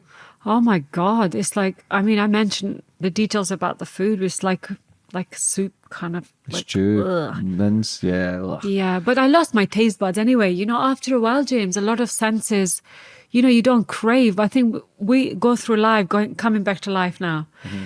We go through life thinking, oh, I need this to exist and I need that. Honestly, you don't need much to exist and to be happy. Yeah. I think we just external factors. I think we But just I feel as if as human beings we crave more. We can speak a good game. Now I speak a good game, I understand, but I still like to find I've got nice watches. I retired my mum, which is one of my biggest achievements. Do you know what I mean? Retired, that house paid off, money in the bank, wage every month. That's your son, that's what I'm doing for you. That's I've amazing. got you. You put up with all my shit for years in prison and police and addictions and misery. And I was never a bad kid, but I done bad shit just to try and fit in. But it was look, if we know the answers, then why do I work so much? Why am I on the road? Why am I like nice things, nice clothes, nice car, nice house? Because we know we don't need that shit to be happy. Yeah. We know.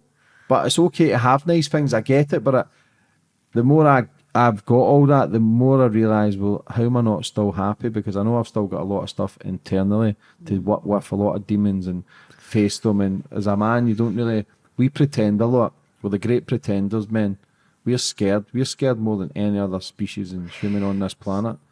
You know, James, I think this comes down to the fact that over time we have told boys to man up. You can't cry because you're not man enough. If you cry, you are not man enough. So it's like we make boys feel this way. I think they are vulnerable, and you'll be surprised once people trust you. Me as a woman, for example, or as a coach, because I coach a lot of people and VPs and MDs of companies and stuff. And when we work on one-to-one, I am so grateful when they open up to me, because I know there is a shift happening. And they don't have to be vulnerable to the world, but just be vulnerable to yourself and the person you trust, because you can go through life pretending so strong, but eventually it's going to catch up with you and it's just going to start impacting. It's like I watch relationships where people go, oh, we've just drifted apart because, I don't know, he doesn't really say much. He's always working. He's working because he's trying to provide. But he's also not saying much because maybe there is stuff to be said that he's trying to not bother you with. So it's so important for men to find somewhere to turn, like the soldiers or anyone really. I mean, even people that are in really high, like pressure jobs, to be able to say things to someone they trust, even if they just say it or write it down. For me, it started by writing down. I didn't know I will ever publish a book, but I started writing things down, because it was a relief. Therapeutic. Yeah, and then you don't have to think about it. You write it and you're like, yeah, it's helpful. But the majority of suicide is male, so something's not right. Something's not right in the male psyche where we don't feel good enough to be here, and that fucking breaks my heart that there's a man out there, or even listener watching this, they think, I'm not good enough for my girlfriend, I'm not a good son, or I'm just shit at my job or whatever. But everybody's got a purpose, everybody's got meaning in life, and it's just how we see the world, because there's people I know who's got less than me that are happier than me. They've been told that they're not good enough, so it starts from childhood. It's Yeah. very important. It's the brain, but that's why affirmations are important for me. Every Yeah. morning I love myself, I am good enough. Just repeat that, but sometimes it doesn't always work. So it's okay me saying do this and do that. It doesn't always work. I'll do cold water therapy, I'll exercise, and I know I'm successful now, I know I'm doing well. It doesn't mean nothing if up here's like a fucking war zone. It's like just little bombs creep off from time Yeah, to time. that's when you need to go back to, because this actually came up in conversation. I was doing a motivational speech with a newspaper here in the UK, and this came up because what we sometimes forget, we focus on, we're doing the right thing, but we're not actually understanding why is it not working. It could be something as simple as, for me, I have to be careful what I listen to. So you think you're listening to music, but the words within the music, so that kind of stuff, because our brain is listening, although we're not aware of it. So now when I wake up in the morning, I don't listen to the news. And they said to me, what do you do first thing in the morning? How do you motivate yourself? And this is me speaking to the newsroom. And I just say things as they are. I said, my advice is don't listen to the news. And I didn't even realize I was speaking to the news. I wasn't really doing it on purpose. And they all started laughing. Why? Because they also realized that the news sometimes can be what people listen to the first thing in the morning, you know. Yeah. We don't wake up at the wrong side of the bed. If that was true, then I would wake up every morning really up like crazy, because my dreams wake me up. You know, I'm going through that every night of kidnapping, fighting, la, la, la. It's always like a real fight in my sleep. Yeah. So if that was true, then I would wake up. But as soon as I wake up, I'm like, I'm here. Nope, that was just a dream. Thank God. Yeah. So how's your life been since you've been in the UK? How did you then turn your darkness into light? What did you do? Was it just steady progress of trying to face your demons, face the pain? Initially, really I didn't really fully heal till much later, but it started with me joining a gym at the school that I was going to, Hammersmith. It was Hammersmith West College or something like that it was called, in Byron's Court. And it was a gym for the students. So I started going to the gym. I didn't know what I was doing in the gym. And the power of exercise and just releasing a bit of energy, it was amazing. But what happened was a lot of trainers would come to me and say, and this is when I could speak only very little English, oh, are you trying to lose weight? And I was skin and bones anyway. Oh, are you trying to build muscle? Oh, and I'm like, why are they asking me this question? I didn't understand. Didn't mean anything to me. What I was going there, and I said it to them. I said, no, actually, I'm here because I feel good. It makes me feel good. And they looked at me like, okay, crazy girl. So my drive immediately thought, do you know what? These people got it all wrong. I need to get into fitness industry. And I always wanted to help people, because as a doctor, I wanted to help people. And that's why I wanted to be a doctor. So I became a fitness personal trainer and worked in different gyms in London, and they're all very well-established gyms until I set up my own business.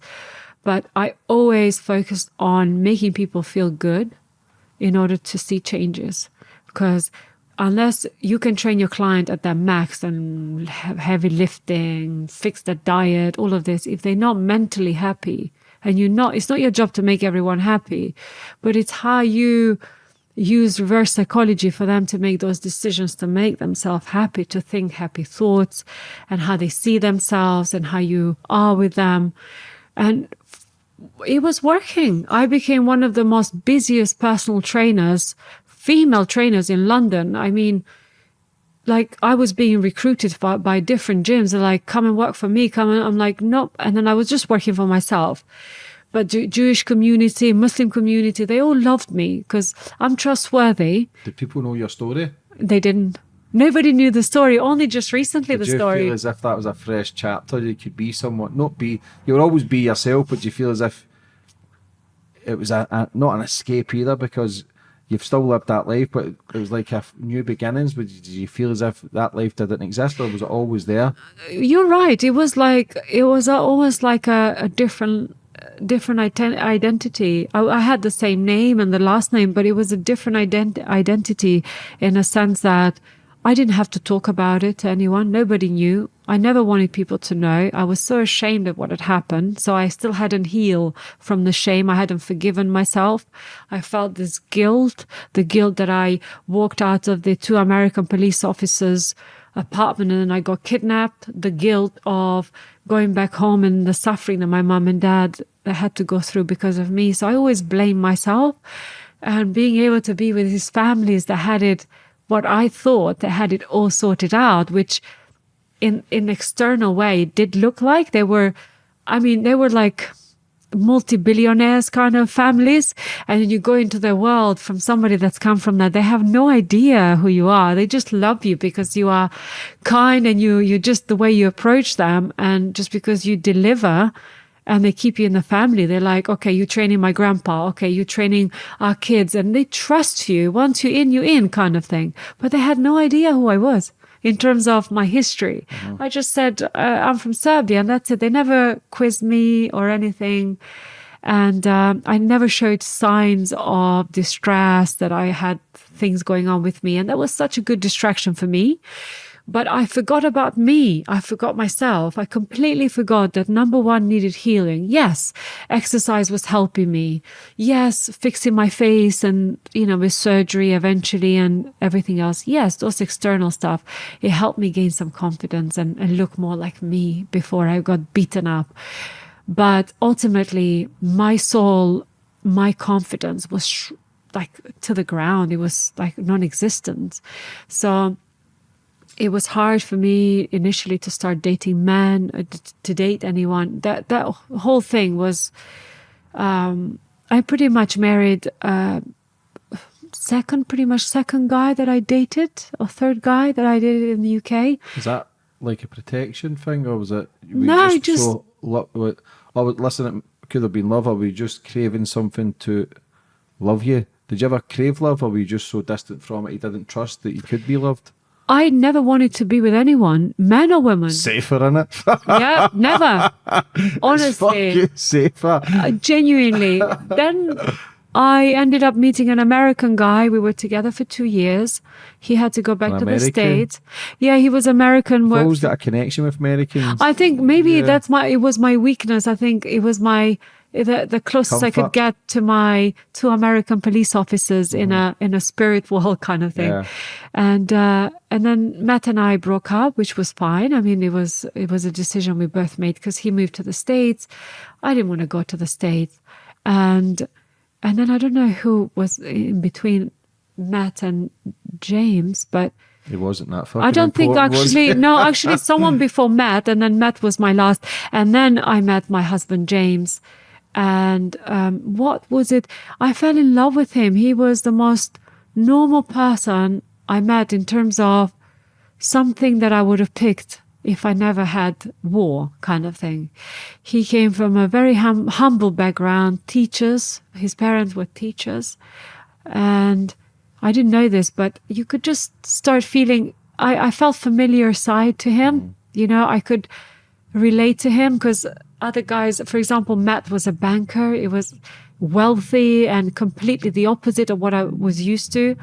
One before that was a super wealthy Jewish guy. So it was like, okay, when I met James, not that he's not successful, he's a successful guy, but I felt his upbringing was different. It matched yours? It matched mine. So I needed that match. I wasn't ready to go into the billionaire's lifestyle. I wasn't ready to go into the millionaire's lifestyle. I wasn't seeking any of that lifestyle. It was just, universe was sending it my way. Yeah. They treated me well. They were both gentlemen.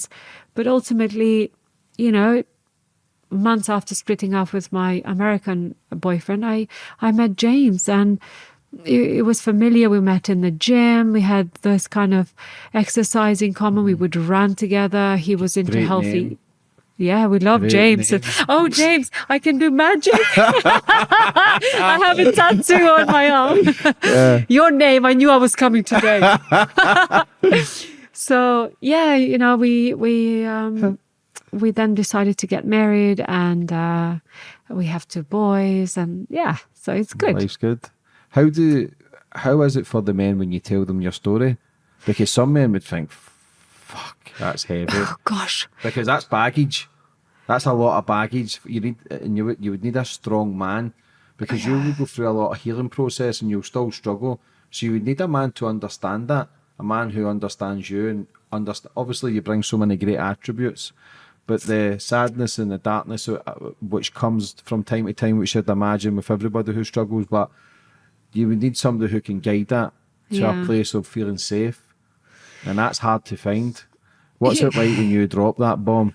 I never dropped the bomb with anyone other than James. What did he say? And I just remember he was moving in because he had his own apartment and I had my own little apartment in South Kensington area. And he started leaving toothbrushes and stuff. And I'm like, what's going on? He's like, oh, but do you mind? Because I'm spending a lot of time here. I'm like, okay. And then because we were together, he could see that I didn't know I was having so many nightmares until these guys started telling me that you wake up a lot in the night, you know. In fact, James once caught me. Was it James or Matt? I was about to jump through the window from the 5th floor. I didn't know I was doing it, but I was escaping from something. I think it was Matt that caught me, actually, and my ex. And so when I told James, he was getting serious. I knew this was getting serious. I met his mom and the guy was totally in. I could feel it. He was to propose. But I said, James, listen, I said, we're getting into a really serious relationship. I said, I need to tell you stuff. And still I held a lot of information back because I was worried the level, the depth and the embarrassment. I said, I've been kidnapped and this is what happened to me. And he said, it's fine. Nothing changes. I was like, really? I said, you need to know though, because, just in case. He's like, doesn't bother me. He said, I'm here for you. And that's when I realized that he was a really, really good guy, because it's true. There's the guys that have heard the story most recently, now that the fact that the book is out, they say, oh, that story really plays on my mind. That story really got me. I'm like, come on, dude. I mean, it is my story. I don't want people to feel like overwhelmed with it. They should be inspired and say, hang on a minute. So this woman's still alive? Okay, good. There is hope. So the whole idea of doing the book is not for revenge. It's not to feel sorry for me. It's literally for hope that we are stronger than we give ourselves credit. And don't let yourself go through torment just because you don't believe in yourself. Just try and find solutions and see what works for you. This is the whole thing. There is always hope. But yeah, I mean, it's been great. And then James always really encouraged me to excel, like in terms of business and as a coach. And I became really established in the fitness world, and I was enjoying it so much, and I'm just so natural at coaching, and I worked hard in working with people, and I study on the side, not diploma or anything, but I would read lots of psychology books and like how to use reverse psychology to help people rather not manipulate. And so I'm always able to talk to anyone and anything and everything about whatever, because I match people's energy, and I always try to see where I'm at with people before so I'm never fully me when I'm with people, because it just depends on their energy. But I'm always peaceful unless I'm being attacked. So no attacking. Martial art trained. Anyway, but yeah, then I set up my business I was doing personal training. But what happened, James, is that I have 2 slip discs as a result of my kidnapping, and my 6 months in prison and illegal prison. I didn't realize that my back was really getting worse, because I was so in the moment. I was younger, I was like fit, and because I had strengthened my back so much, it took something. It took lifting. I had this little scooter and I was trying to put it into the stand, and I lifted it, and I was strong, I mean, always slender, but very strong. And I just felt my back. I thought, this is not right. So I called emergency, and they said, well, you got really bad slip discs here. They've been there for a long time. You need an operation, and potentially you're going to be on a wheelchair. So we suggest you stop with your personal training. You can't run. You can't do this. You can't do that. My whole world just can't. And I'm like, you don't tell me what I can and can't. In my head, I'm very stubborn. And of course, I ended up not doing personal training anymore, but I retrained myself. And then my mentor, Gilles Agoni, which I mention literally in every speech I do, he completely changed my life. He made me aware of healing was possible. So I got to work a lot on, I said, Gilles, listen, I don't think I can do personal training anymore for you or anyone that I train. So I'm going to be on a wheelchair. And I said, it's tough. He said, how did this happen? So I said, listen, nobody knows my story. But he said, he told me his story. I told him my story. He said, Lurata, listen. He said, I'm seeing you on stage doing motivational speeches. You're going to have a book. And he's not like some kind of person that sees the future, but he was saying it for me. So I believe in myself. I'm like, Gilles, I'm not public speaking or anything. I'm not doing a book. He said, but what if I told you did a book and you could help a charity? And I was like, that sounds interesting. Because for me, charity is everything, being able to make a difference to others. So it was never about me. It's always about helping others. He said, listen, I'll let you know which university to go to, retrain yourself in public speaking. You can even do it from a wheelchair. I said, really? Could I? He's like, yeah, wheelchair, fine. It's fine. You'll be fine. So I got it into my head. I was going to be on a wheelchair because of the injury, so I could do motivational stuff. That's fine. I was happy, still happy. And then I changed my career. So I still remain a lifestyle coach, like helping people manage really more with their mindset and stuff. But then I extended it in terms of presentation skills, confidence, how to structure a presentation, how to do keynote speaking, and worked with big companies. I mean, WPP, Sir Martin Sorrell got me into one of their twice into their conferences to participate. He loved the whole idea. He heard about my story. And then my job also, and my husband's job, took us all the way to Singapore. So I had a real adventure. I went from this to amazing life in London and just trying to show people, I'm not showing off, and still not being multimillionaires or anything, but just how you can go through life, how quickly things can change if you just start thinking positive and you crave again that success and being happy. Success is being happy. And then ultimately, if you need more money and stuff to support the family, that's fine. But there we moved to Singapore. I set up my business there and I was working. My kids were growing. And I had the confidence in me to start, because I was demonstrating storytelling when you present. A lot of people present, but they never really use storytelling, whether it's their personal story about how they came to be at the company and why they're doing what they're doing and why they're presenting what they're presenting. So linking their stories. I was doing storytelling demonstration, but I used my story a little bit to then demonstrate why I changed careers and why I'm doing this. And I started using the story a lot because I used it at the Academy of Public Speakers as well. And everyone stood up applauding me. And that was the first time I ever spoke about my story. And from then on, I kept using my story, but no book.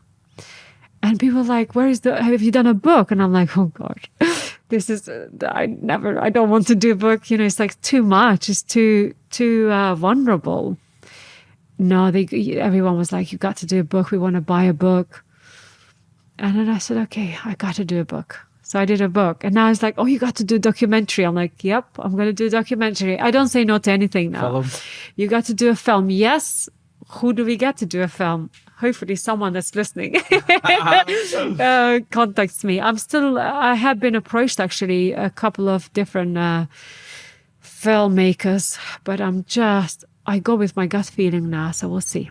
Your gut and your intuition is so Yeah. important. If you can live a clean life, your intuition, you can feel and see things differently from most who are intoxicated by the bad shit in life. I'm very in tune. I know what's right, I know what's wrong. Yeah. Bad decision I make, I can only hold my hands up. I fucked up, but nobody's to blame because I don't drink, I don't take drugs. So only thing I struggle with is eating. I eat my emotions. Yeah. Sugar, I eat. If I'm feeling sad, I'll eat. It's a comfort. But that's something I will master because I want to lead by example. I want people to see, fuck me, he's came from addiction and pain and all the shit and likes flying high in life. Flying high in life, I'd like to see as a happiness. Yeah. Not what car I drive or what I'm wearing as a happiness. How he's just got a good energy. That's for me flying high in life, no matter what you're doing, and it's important. Why do you think you're still alive? Me? Yeah. Why am I still alive? I don't think my mission is finished yet. So I have this feeling that once I accomplish my mission, I really don't think I'm here by accident. I don't think I am anything special. And whether people believe in reincarnation, whether the people believe in God and, whatever, I was sent here for something. I genuinely think we all have a purpose. And I don't think I am special that I made it through. I'm not some kind of superhero. I'm not Wonder Woman to have made it through all of that and still survive. I'm made of flesh and bones and what have you, flesh and blood. But I think it's made me realize I still haven't accomplished my mission. Until the mission is done. Even if my birth chart, this lady in the States, which I've always been skeptical, being raised as a Muslim, you sometimes don't even, I believed in star signs, I used to look at the stars, whatever, and always ask people, what's your star sign? But I still do, actually. And then Aquarius. I don't remember their name, but I remember the star sign. You Aquarius? Mm. Oh, nice. You see, I'm like, yeah. Aquarius are nice people, very nice. Truthful, oh, they are very deep. And so I think my mission is not done. So when my mission is done, I have this feeling, and I will know when it happens. I think that's when I will leave planet Earth. I don't think I would live long. I don't think I would live old. I don't know, James, I've always said this, and somebody listening will think I'm mad, but I have this feeling that I know when time is. I think I'm going to be so aware of it because I know it's not done. And what is it not done? What is it my mission? For me is to leave this world, hopefully in a better place than it was. And I survived so I can tell the story. Maybe I survived, and by telling the story, I will save lives. People that are suicidal, people that have second thoughts of whether they should or shouldn't, or why me and why. Hopefully someone would listen. And I always said, if I could just help one soul, one person, then my mission is done. But I didn't realize by now I've helped millions of people. Yeah. And I know because they write to me and they say thank you and thanks for opening up. And sometimes even when I think that some of my opening up is quite lame because it's like, what the heck was I thinking? People still come in and say, I needed that. And I'm like, wow. So I just follow my instinct and I know my mission is done. I think if, as and when, I should say, the documentary is done and hopefully will do really well, I know then I can do more charity. Sales of the book is only going to help a charity and myself to be able to travel more and do. I don't have the book because I want to be a millionaire from the book. I have the book because I want people to read it and say, oh my God, okay, hang on a minute, I can do it too. If I was a multi-millionaire or billionaire, I probably will give all the copies for free and then, just donate money to charity myself. But people buy the book, they help a charity. Yeah, you need to survive as well. Yeah, so we have to. Yeah, do you have a question? Why me? Why me for this? Why I always thought through all the shit that you went through. Do you ever think, why me? Why was I brought in this earth to go through that? I have asked this question for so long, and I said, why me? Why did I cause this? And I thought I was the cause. You never caused anything, though. I know, but you do as a. So, James, look, we can all be victims of something, and that's not a choice. So you can be a victim of war, victim of anything. It's not your choice. It's out of your control. But you have a choice to be a survivor and a thriver of the very thing that was meant to destroy you. So why me? Maybe is because it goes way back to when my love with my parents was so strong. Mm-hmm. And we say in our Muslim culture, we say, God doesn't throw anything your way that you can't handle. Because sometimes you question God, you say, oh, why God, you doing this to me? It's a test. If you go to university, you're going to face some really tough tests. And now, are you going to say, oh, why me? Why are you giving me this test? You are there to learn. You are there to pass. You are there to go beyond that when you went in. I much rather die to have gone through this than to die and never have felt anything, never have made a difference, never have had these feelings. Because regardless whether it's pain or pleasure, the feeling that we feel, it awakens up everything in us. So in order to know love, we need to know pain, that kind of stuff. So people have asked, what could you change if you could go back in time? What would you change? And I said, nothing. Nothing. They said, what do you mean nothing? You would go through that again? I said, yep. And now I know how to do it. I don't want to set you off again, but what happened to your mum and dad? Oh gosh, I try not to say too much about what happened to them. I'm going to just leave it for people's imagination. Okay. But my dad suffered 2 heart attacks. They were really, really badly abused. And it's not my place to say too much, especially because my mum is involved in this. I'm just going to leave it with this. Okay. But she then ended up suffering with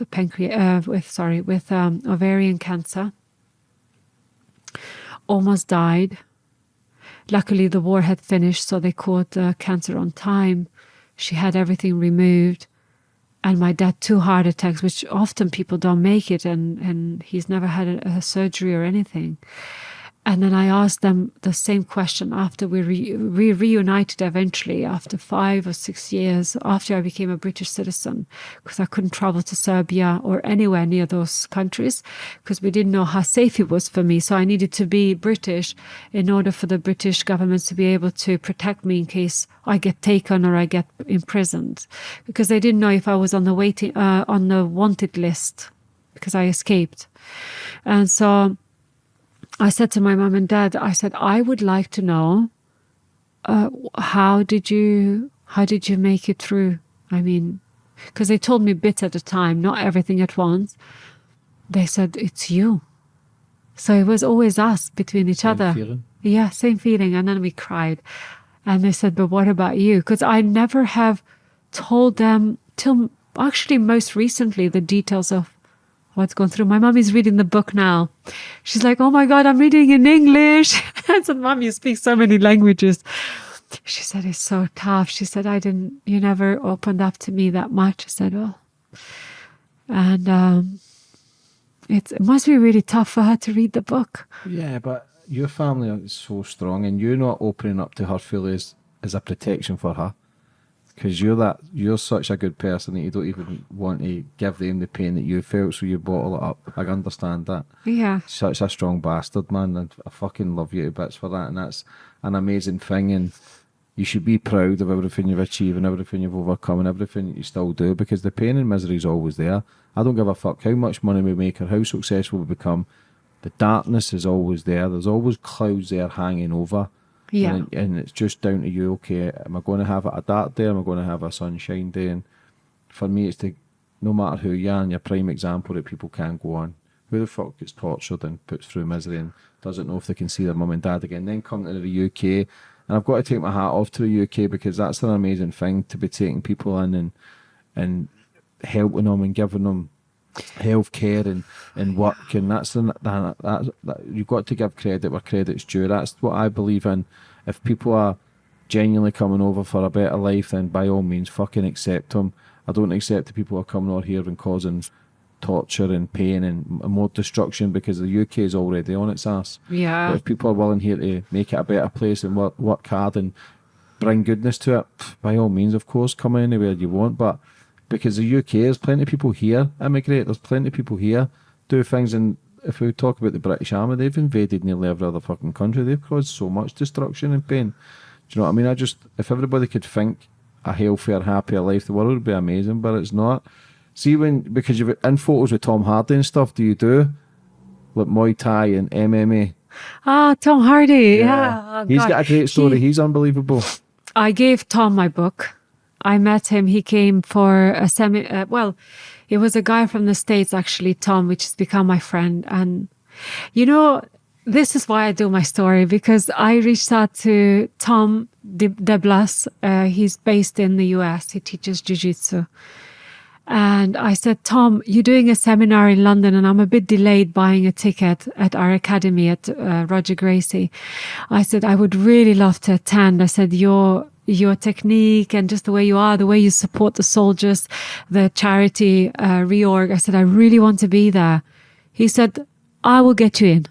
He said, it's my seminar and I will get you in. I was like, okay. So, and he came, and then I gave Tom DeBlas my book, and Tom Hardy was there because Tom and the other Tom from the US, they close.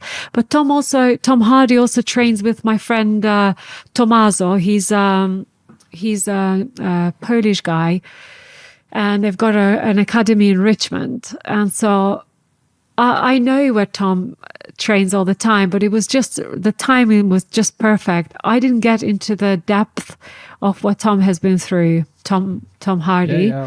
But I gave him the book and he just quickly read the front and he just looked at me. I said, Tom, come on, let's do a picture. He's like, yeah. Like, the way he is, he's just such a cool dude. He is so respectful. He is so humble at the same time. At least he was at the academy. He was so patient. The amount of people that wanted to take pictures with him, he took pictures with everyone. He was in no rush, just a super guy. And maybe I get Tom to direct my movie. Yeah. Maybe I get him involved. He's a great actor, man. Anything he does, he is such a good actor. And like I say, with the backstory, not many people know, but I know people who know him, and it's quite a dark story for what he's overcoming. It's amazing. And that's what it's all about. Everybody struggles. Everybody's in pain. But you can make a better day. You can make a better year. You can make a better life. But it's all down to the individual and how much work you want to put in. What's your plans for the future? Oh gosh, more plans. Gosh, I would love to do the documentary because I think it sticks so close to the bone. It's so raw, I'd love in a documentary to do something unique. I would like to seek survivors of similar kind of ordeal. I'd love to speak and see if they want to be part of my documentary, because I want to give other people a chance to heal. They don't realize how healing it is when you start speaking out and making a difference. And then I want to do a movie, and ultimately these are just the projects. But my biggest mission is to create a movement where we put people through. I mean, it's a long process, but we create programs and activities that people can come, and it's like a round table thing. Everybody from the same background kind of thing, not necessarily kidnapping, but with the same feeling. And it comes as like a safe place to talk, to do the activities, to do some reprogramming, do some challenges, a bit like SAS, but on steroids, if I can even say that. Yeah. So it's really, I'm impressed in a sense how even the SAS guys, some of them have heard about my story and some might even read the book. Actually, some of them have read the book. And the feedback I have gotten, I cried. And they said, one of them particularly said, think of me as Peter and Brian. And he's still in the SAS. I was like, us. He does jiu-jitsu. I said, I really appreciate that. So I feel very passionate about making a difference, continue to make a difference. I just need to look at other ways and creating platforms where we can start, help the masses. And you can always use this platform if you ever need to, if any survivors want to come on and help tell their story, because you're going to get a lot of great feedback from this podcast, and rightly so. Would you like to finish up on anything? Oh, gosh, James. I just say, I don't want people to ever stop believing in themselves. Yeah, it's important. Never stop believing in yourself. And when people say, if you can't say anything nice, don't say anything at all. Mm-hmm. So that's actually really firm. So please think before you say anything to yourself or anyone else, because the power of the word. To this day, I remember the nasty things they called me. And that sort of, I remember that now. I don't let it affect me. But it did affect me. So the scars that you can't see stay with you forever, whereas the external heals. So just be kind, because we don't have here a lifetime. We say lifetime is short lifetime. So it's not forever. Just, my mom said, if you're going to do anything in life, just remember people will not remember you with how much you had, but rather how you made them feel. So I know that when I die, people are not going to think of, oh, she had this watch or these heels or this handbag or this house. They're going to think, I remember her because how could she smile all the time? Or how did she make me feel? She always respect me, because I know I can stand up. I'm being big-headed now, but people might think I am, but I'm not. You always see me very polite. I don't believe treating people badly. Yeah, that's a great thing to have, though. What's your social medias and stuff for people to maybe get in contact and drop you a message and ask questions, or maybe you, because I know you do the life coaching and stuff now as well. Maybe someone's wanting some help. Absolutely, yeah. So my name, I'm just going to hold this quickly. So I think it's that camera, because my name is spelled very differently. So it's Luratalyon. Lurata or Lurata? Lurata Lyon, but you can. People can say it how they wish. So they've got every different person pronounces differently. So my full name in all social media, even my website, is just with the 3 W's.luratalyon.com. And they've got emails from my website. Doesn't seem to work very well. So please do either call me, the number is there, or text me, or just social media. Very active on Instagram, but not very active on other things. But I still pick up stuff. Lurata, you absolute fucking legend. Listen, proud of everything that you're doing, man, and it's unbelievable. I wish you nothing but the best for the future. You deserve everything great that comes into your life, and anything I can ever help with, I'm here. But God bless you, sending love, and I can't wait to see what you do for the future. Yeah, thank you so much, James.